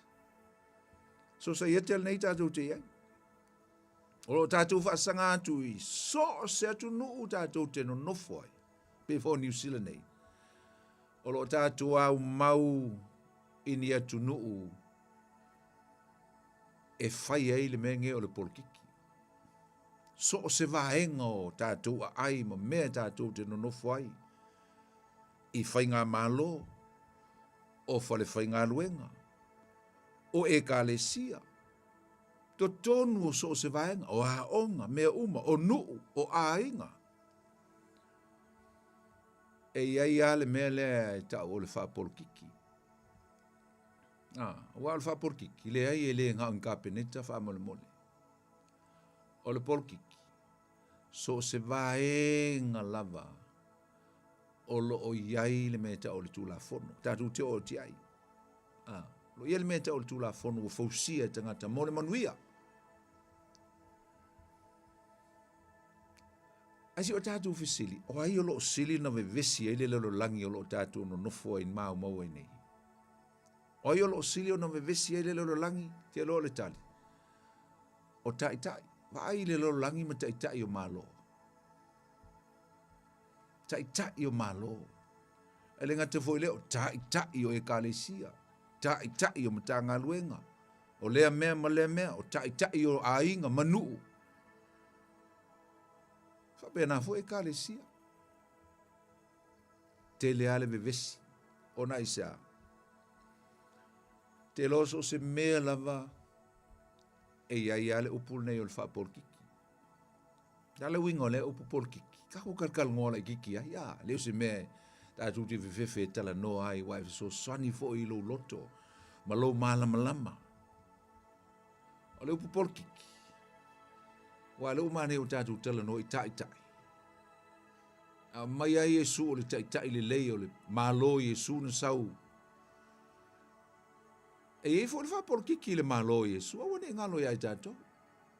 Sau po Yesu e mailo na malo. Ala tato wa vaila ia esa. E ei fo le pulenga. E ei fo le rule. E ei policy. A le upu polkiki e sau mai le upu e leni o le polithia. O le polithia. O lona winga. O mata upu. Ia po tula fono fo. Ale stete o le ai. What we call a law or affairs of the city or the state. A le upu politika. O le upu le politics. E sau mai lea o le upu e leni. O le upu le o le police. Sau le upu police. O lona winga. Ia o le stete. O le stete po le ai. O lai ai le tula fono. Ai wha lani upu e wha malama lama. Tatu tala noa e sel mana i o lo malama lama. O le upu le o le polokiki. E wha mea e wha malama lama i. Tu salama la utala lea. Politics means a state that lives under the policy. E wha la upu. Le upu mua o le policies. Ia po tula fono fo.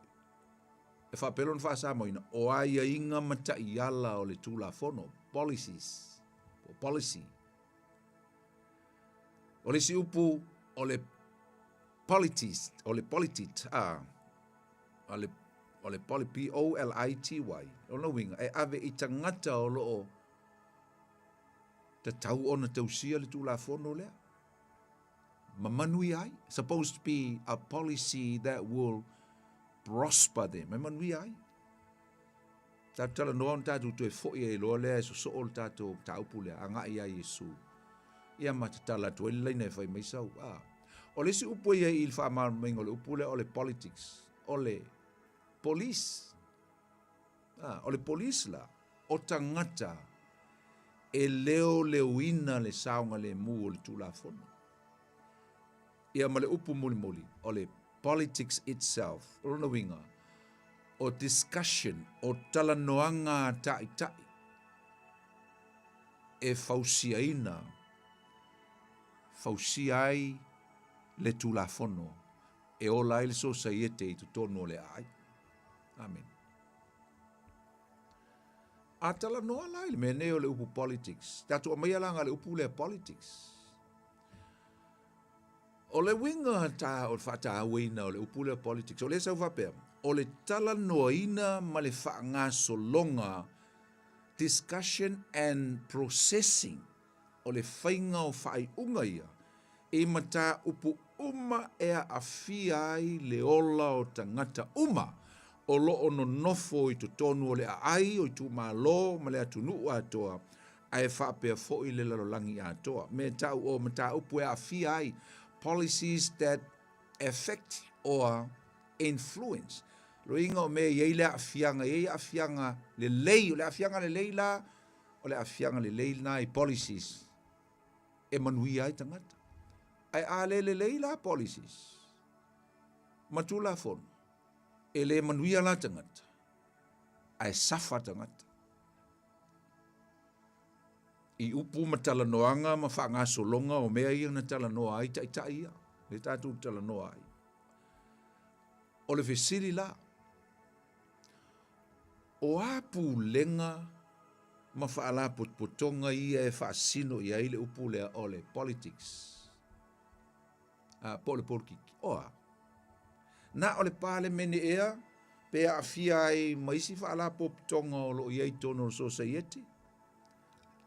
A o le Italia la le tātou fesiri lea.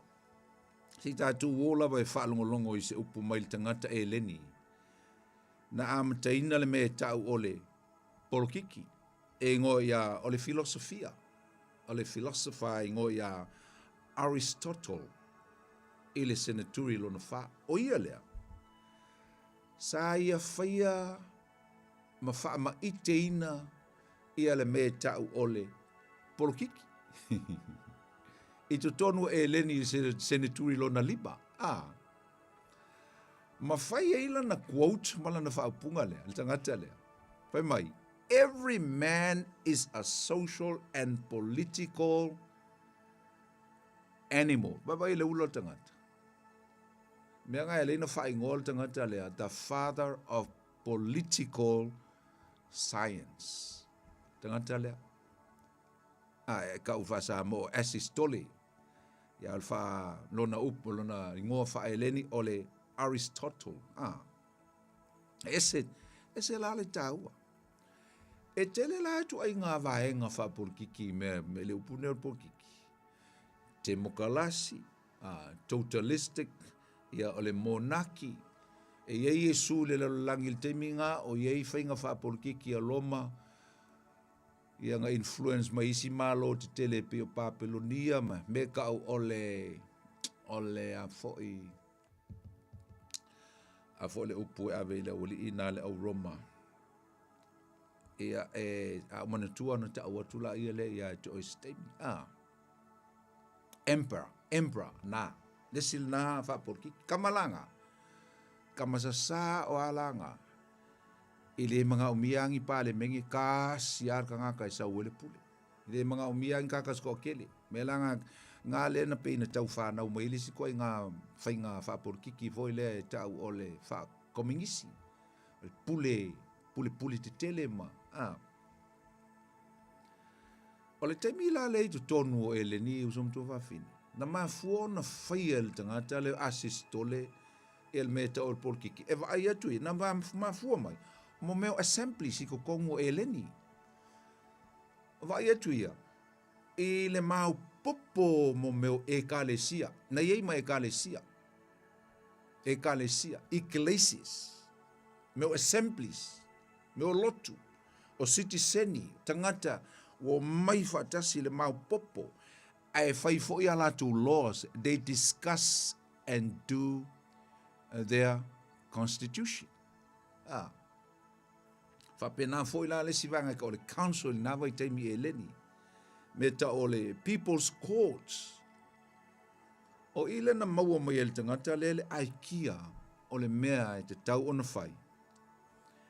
e te tau o na whaapea le whainga o le malo e leni. E whai whaaporkiki. O whaala puputonga, ai iai tai la tute discussing ma whaatulanga ma whaanga solo and process mea e manui ai tangata. Ai kausoso ese mai e lengi mai le mea lea o le embra po pe o taimi o Alessandra le sili, tasi ale leo le se toi vai atu. A mata mai ai le matango fie, ia o le tulanga o mea whaapolkiki. Ia mataulia la usum to wafini. E o mai i le taimi o Yesu, o la fo o iei le whaapolkiki. E uia o taimi na vito a whai iei le whaapolkiki. A o le taimi o Yesu, sa iei fo i le whaapolkiki. Sa iei le taimi o Yesu o isa, sa iei le mea tau o le tutono o tangata i uteia, sa iei le mea tau o le sanitarini o tai ia. O le palamene le a i uteia sai, o le au sanitarini, e to o fitu se fulu tangata. Fitu se fulu faipuli. Lau sanitarini, o tangata ia lenga ave e Yesu muli ai, eli ave ia Roma. Ai fai mai, ave ia herota ia Yesu. Kanga ia, lauli ia, o lauli la ia. E whapa ki le e ko kongo ko fitu se fulu lea. O le wingo le upu sanitarini, the 70. 70 what? 70 leaders. Fitu se fulu tangata. E wila whatu a maua mai le upu lea temokarasi i e leni le sentui lo nono i le ti a 5 o valo. Ai sa iei lava whainga wha temokarasi fo i le teme o Yesu. Ai sa, e whapa ki ngai e ko kongo lau santerini ia. Talo le mala mai nisio au auna a le tua. Whai au, il meleo tu whatu e wha ia pa ki ngai e kongo i. Farisaio, Satukaio, o le au aseni, ma le au selota. 4 parties, the Pharisees, the Sadducees, the Essenes, and also the Zealots, le au selota. O nei tai, sa lato whai unga, de ngatai sui le lato tu la fono, au mea wha iu tai ai e ui lai lalo o le pule Roma. Ai sa ia le lato kavani ngai lato ia lato mea tele i le wha ai le foilele i le wha religious le whainga o mea. Ai sa iai tuto e sau la Yesu ai so la iai tamai ia o kamai e le kako ki lo le mea tau o le wha fiami o tonu. Ngata fo ilea e whainga ele lea ma me le sao. Ai sau Yesu e introduce a kui uli ia langa paki, malanga malo. Ai le talia e uli ia aisa e SA policies o le malo Yesu. Policies le o le malo Yesu, le tusi lea. Ai lau tusi pa ia. Ai policies o le malo. E iei ia le constitution o le malo le tua. Pe ke le fia awaila i me whaporkiki usum tu whawhine. Pe ke mga oai, pe ke le mga oai. O ngai ke a fia ai. Nanga a ele a fia se pale menge po i me whaporkiki i ko kongo pale mene. Ngai ke a fia ai ko kongo le ka le sia isa e whai kula fongo. Whai kai. Talanoa. Ai mo e kongo a onga, mo e kongo ofisa SS, me uma. Te o voi tono ka le sia ma me uma lava usum to whawhine. We are living in the world of politics. A ole mea sili ona tāua. O tai e sere tāua. Leaders. A mi o tua tai. Good influence and the blessings. Ole ale leile a fianga o tangata. E o lai. I tu tonu o society. A mi o paa a tai. Ole me whala ngai tupu. I tangata i e ola i tu tonu. Ole si o manga ole a ai. Amen. O le upu temokalasi po le democracy nga whanau mai le ti a 5 o valu ia por senturi lona ono wa amata le senturi lona ko amata le senturi lona ono to a valu tausanga talona amata le senturi lona ono 5 o valu ai fa ma itel tangata ngo ia tangata eleni fo el malo ke lo malo le langi ngi ka ko ke ola usum tu fa fin o system fa elengi umai ka ko ke ola o a onga o yungi veske o meo fa saingisi ma le la running o office me uma ma le poko the mind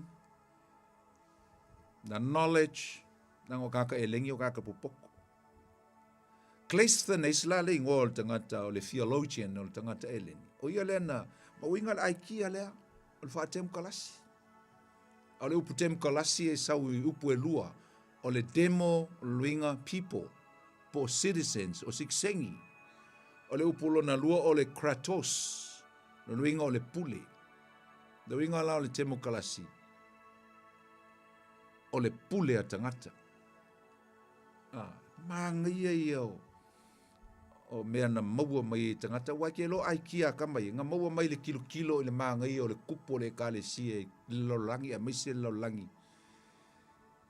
fa roma nga ia nga vai temi le tupu ma le ola o e kalesia tu tonu eleni Athens bo mai le aikia ka mai lo inga la o ka ko ke fefe kalangoa i me fa por kiki isa nga foi kongo e kalesia nga foi e por kiki mama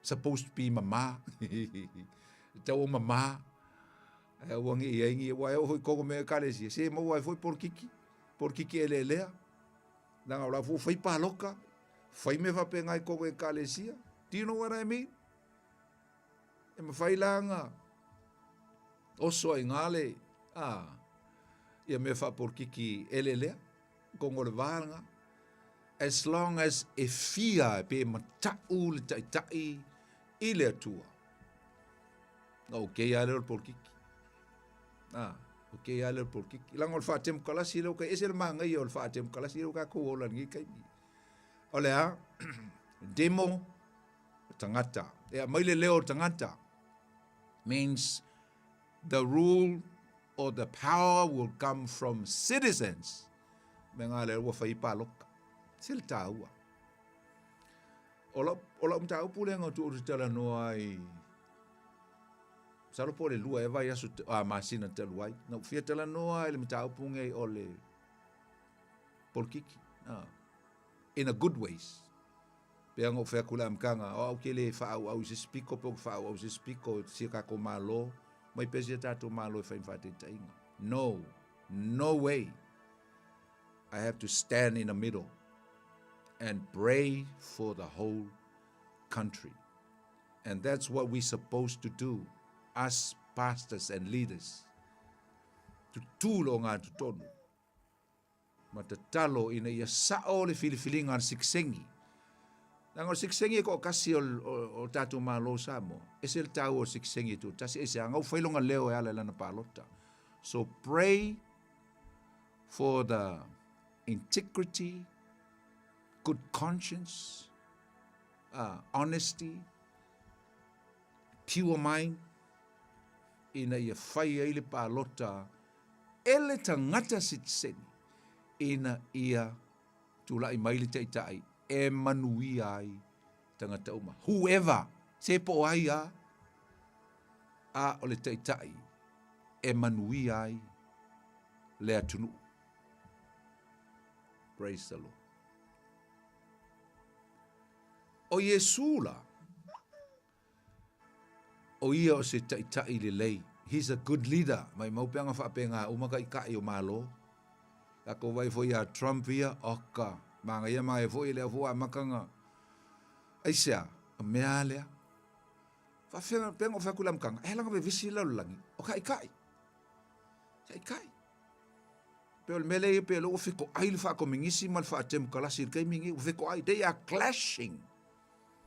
A clash la ia la me ko puai feoki innocent feoki siksengio o kungu umamalo feoti ngai tangata. Sa fo isala eluia aka. Ka kia fo ilonga Nonga mae ha.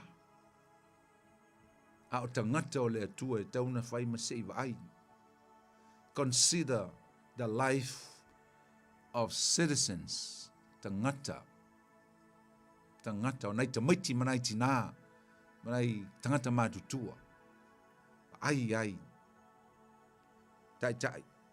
But Jesus is a good leader. Jesus is an awesome leader. O ia o le tai e te tau o na wha tai uma ia i tai o fo i lo tai. I'm a leader. Fai foi me wha por kiki kongo le mako ka le sia, but we trying to keep as safe and pure. Not perfect. Le ako koa ai ia alo mai male me le fai vaenga male ia nga me umanga ngai silfia. Te tala tu tato laina. Fai mai so finangalo e tato minute su tolu e toe. Fai mai lo finangalo so sao ale point au ale fa umia. Ai tu le avno sistanga to lo fi sao no mai tala tu tato laina. Ya va talo fa tu tato wala mo talofa. Talofa la sunga poni. Talofa Antonina. Ia. Talofa ya toltina. Ya malo la var soifua malo fa malo si tato por kalame. Eleli. Esele mana ia por kalame nei foi tulale a fiafi. E me se foi nei vai aso o mai atu. Mea umarava vi ia de tua aftai fa mana na mainga foi o. O mea umarava te na iai tai e moni e lau sunga. Ana pe o Yesu tai uma ia le ale me la tato kolonga i nei la lo lang sau te ia. Yeah. Ai ia tau foi ia ne o tuku mai Samoa o te le fa pito se tu. Maneia. Pa wale me o lau talo ia tua ia lo fangia Samoa. Fo ai mai se tai na ia manu ia i ona tangata lau te. E maneia ia fa mara manga nei tu la le afia. Ele tua. Ele lava mo. Tai e toltina. Alo fa. Ia alo fa tu foi. Tai lango mai. Alo fa tele atu fela ile vai aso Tonina. Ha se fua. Ha se fua. Talo felicitato lau talof. Pastor malo se fua. Alo se foi le sau no. Pati. Ia. Talo fa pat ia sau no mai. Malo fa kai very fascinated le me quite interesting for fa long ni po. Malo kile kana ngo me fa por ki fa malo. Ia, lei. Au kana ngo ulo ainga. Yes. Ma ia kile vai nga mul le nga el mai. Ainga malelo. Ka kia ia fa foi wa. Ele venga ko e u me kede. Ja. Ai mo ko ka ko no ko fa. That's good. Ele venga ko e u me kele nga malo. Alo o le le ko le. O fia fa longo ia le manga ia lo pe au mainga. O solo ai con lo me la fai king. Nga. O mo kwa ia fia le menga. Langa la o va ai fo ia me ia fa bia. A o lo langa wa se ka ko fo i fale ka po inga ma ka ko e fale sia. Ma o lo la me le ka pa lo ka lo la ia la fai singa ko fi.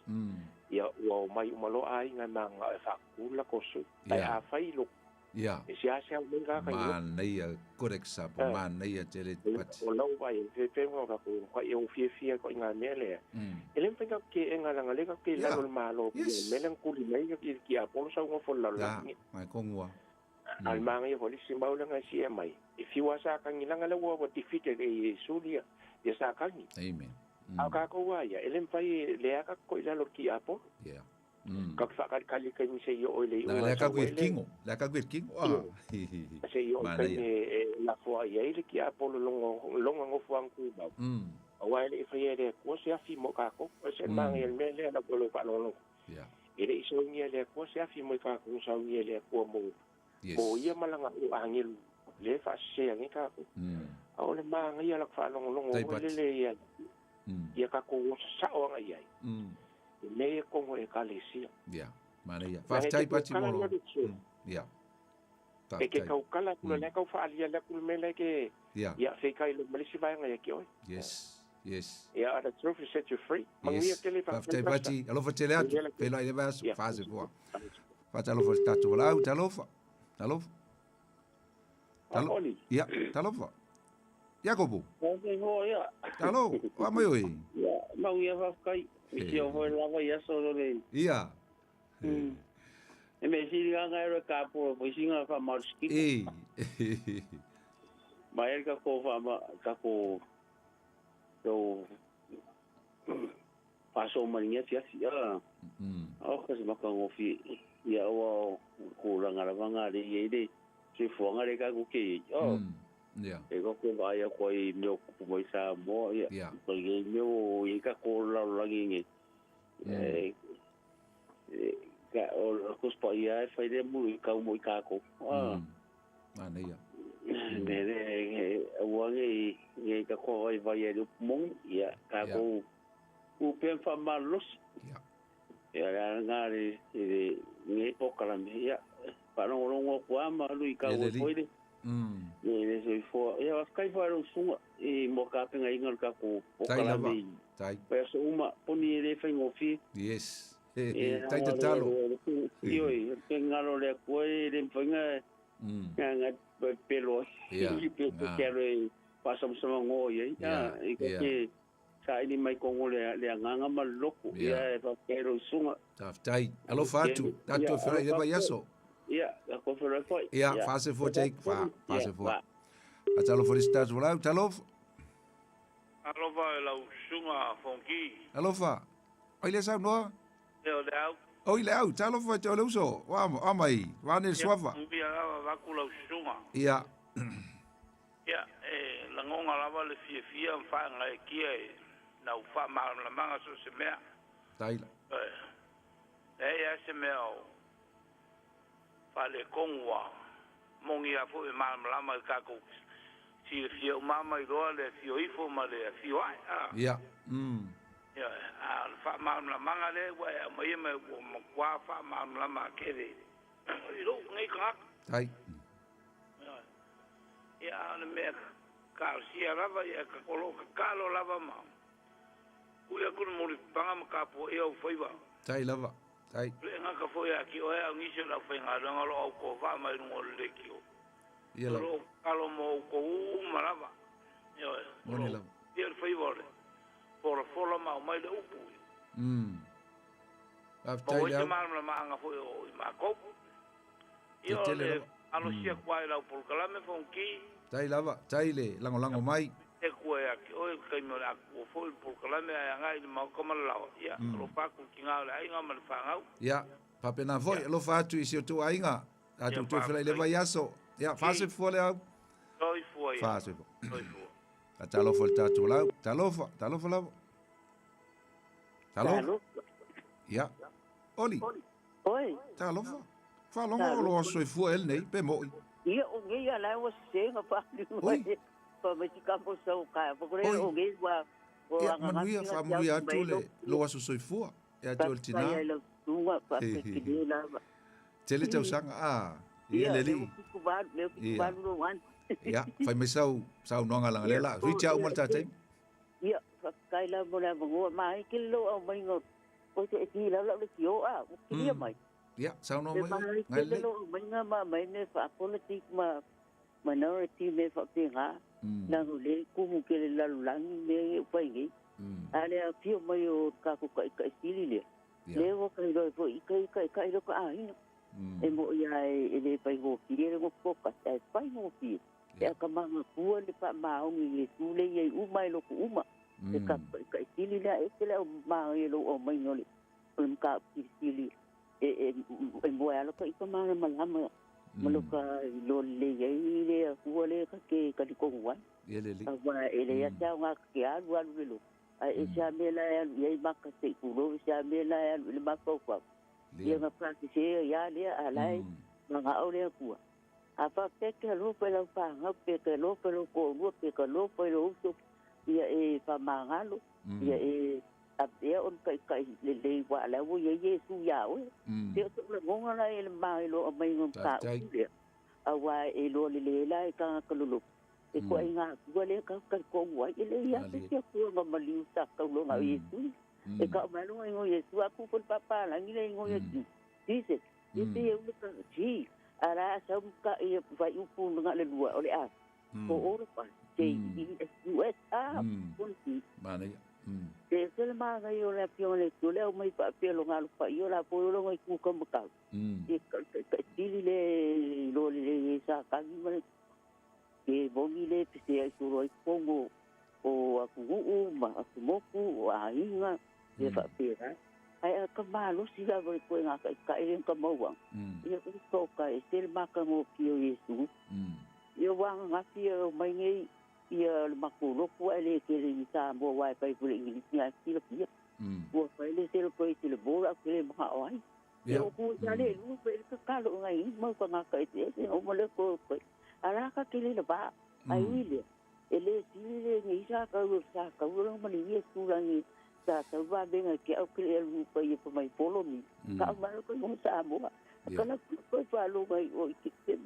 kusela au ki ngai ngai te ne vota pa lo ka ni se lo pa ngau te wo ka le vai o lai ma ma o le ia ka le va be le ko ro ko ma lo si ko ngalo ke ma pa pa ta ka lo yesu ko lo ko ka ko ku ngai o ka ma ni ma makai ma ko ai ia manga ku lo yesu te le me ta ngoi ia le va be ma fi le bu ia le le ka lo ku be le o ka ko ko mo be ya yo le tra yo quiero hacer guay de tai bonga malo ia fa uma mai lolo fina ngalo langa lela uma ta taimi ia tai lava mana ia lo fa so tai lava mai para in Christ o ne nga bilia kuai o le tai tele o vale nganga le ke lo ali me ka i wa o ia o ka ka wa vale i tianga ka koi pia mo se to swangi mai ia ele ai la lo mo do yesu ele se ya ku yesu ka te uno ka ai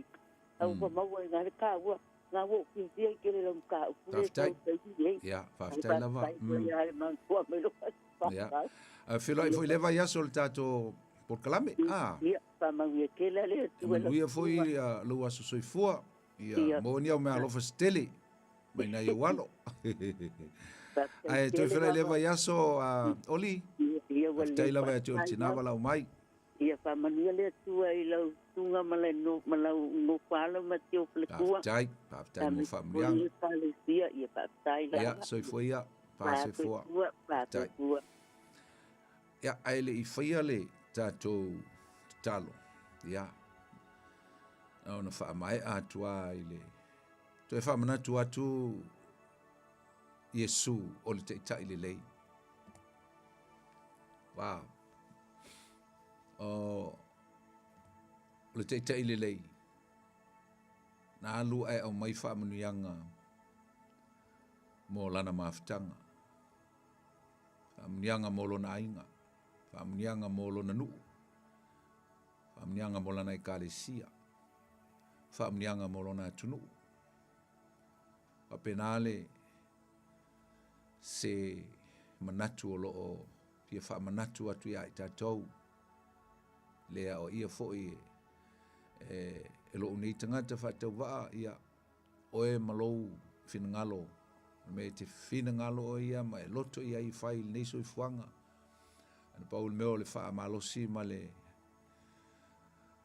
foi le watu se upu e fa malosi ma so swani a oe le uso male tu fine ia veita to mata ta ile lei ta ile lei ta to te ese ai tu fa munianga ina i manui ai tangata talo si o tatu malo uma foi tatu talo mo si o tatu malo pele o Samoa te loa vivesi Samoa te lo ya to pola so langona Samoa a o ia ese lo fa no ia ai tatu talo pe ile tua talo ile tua ina ia ile file mu ma le fea fani ia ma mai lona finangalo faalia e ala i fainga pa lota o sauni atu esi o tatu tunu pele tatu tifia vava ia tu ia Samoa manuia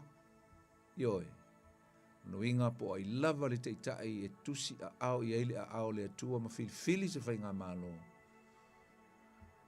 o le tali na mai le atua a o teitai o si o tatu malo let's pray for all the leaders, not just for one leader, but all the leaders, those who are, leading in the front line and trying to pursue all the goals and all the plannings and strategy and whatever that will bring successful and prosperity and blessings upon our nation of Samoa. So let's pray. Tātou te talo. Le tua mātou te talo ma tu nātu si o mātou mālo Samoa. Mātou te alo lofa i si o mātou tunu. A mātou tala noa ele nei fiafi le mātou mata upu. Ma mātou ta ua pea le tua lo mātou tonu le tua wa mai Yesu ni whaata inga le lei mo i mātou e meise o taitai. So se taitai. Le o mātou maua mai o onga le nei fiafi le tua. Ma mea o mātou whaalongo iai. Le tua e mana o mia lo feta lai ma lo whailoa.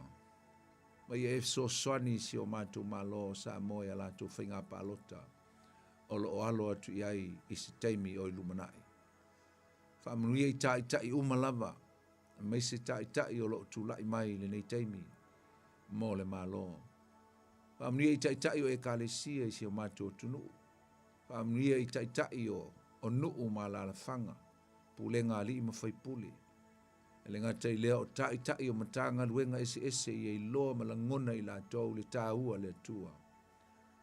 O le avatu o whaamnianga e tusa mga luenga ma mea uma mātou te whaia as leaders.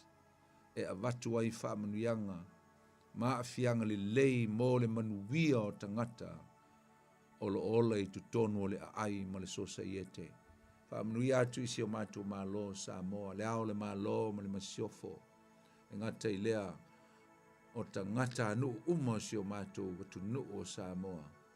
Mātou te tatalo pēr matu ina atu i atu e lofa le atua ma ia e wha manui atu isi o mātou watu nu o Samoa.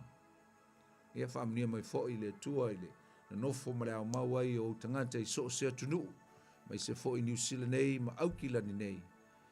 Ia iau whaamnianga ia i lātou uma mai mātou uma o tangata Samoa. Me se fo i la tu e mafuta ma mātou whaalongolongo whatasi mafuta le nei fiafi le mātou Paul Klame ia whaapitoa ia iau whaamnianga le nei lava fiafi.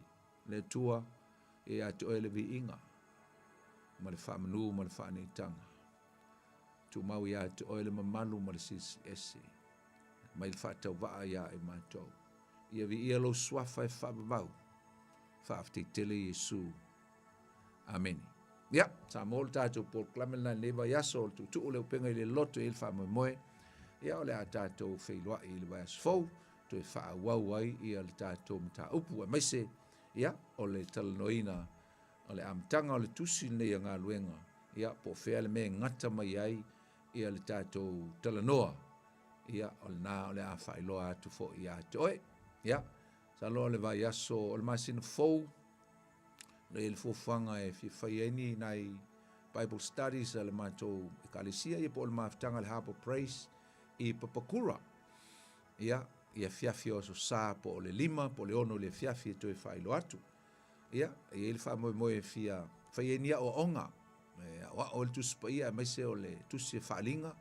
I le wha moe o ai le amtanga.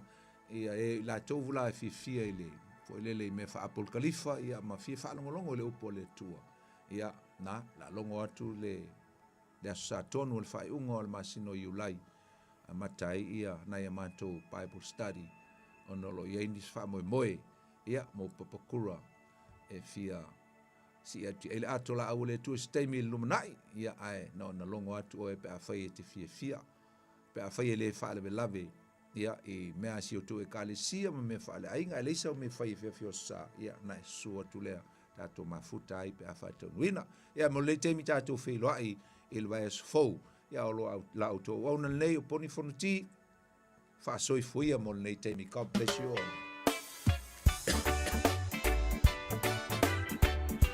Salama fasu mafitu ina pati o tu lima o tu luma wabatu livi inga ile tua sawia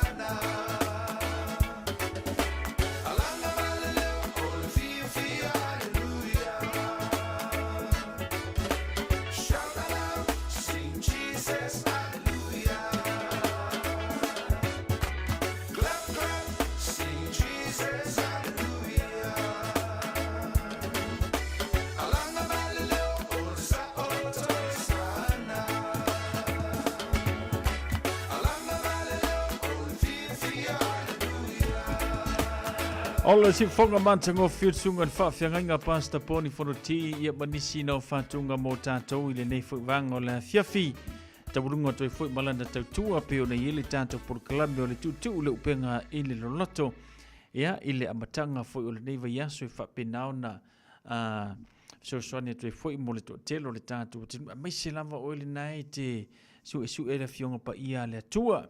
Ia po oe fo ile nae fa penao na fa nga ine tu tono le tau e kalesia ia e taua lama foi ia lo malama lama ia mamau foi ni nei vaenga so swani lau sa ilinga malau ta penanga ia wala ma foi lo vala awina tu tono le ngaluenga ia maso se vaenga pe ona yai la tu foi baleta por kalamelina ila songa fu or va yaso asa upe ata tu baulia e siola ma se malosi mai le tua fa feilo ai ma tu fa talo fa tuai ile pa ia malutelo le tato tiro mau mai le tato por clame se uso ya simanua Josefa ma faltuia olia mesel fana ulo fantuso aftel fatte simai maruia tele malolonga le fia Amelia Mikaele le ngata fo ile a lesi ang fili mai lanto umala pe mau mai le tato por clame ile nei fo ia fia se folo fitu minuto na ta lor se folo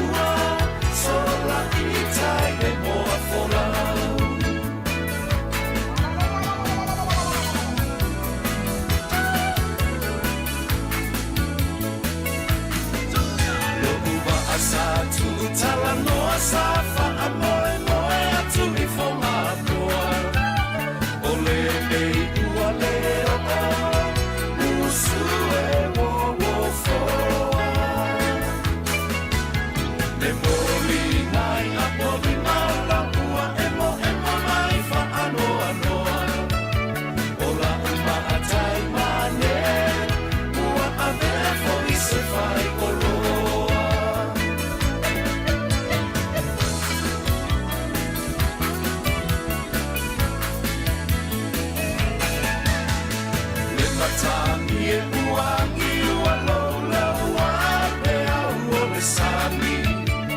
Ua pa ule fetu le la satu i le mai lua mai o matangi. A o ai fo i le la ua tu i le mai le sami ma e la. O la u pele la u ma amora, fo la ua tu i le taita fola. E si a uluku e si le la le lei. E se fo ia na tifi ma io na ponei. Ai u te re fa ae aina oe, ua laira u fa a benei. E le rosa a fai lea mo usei.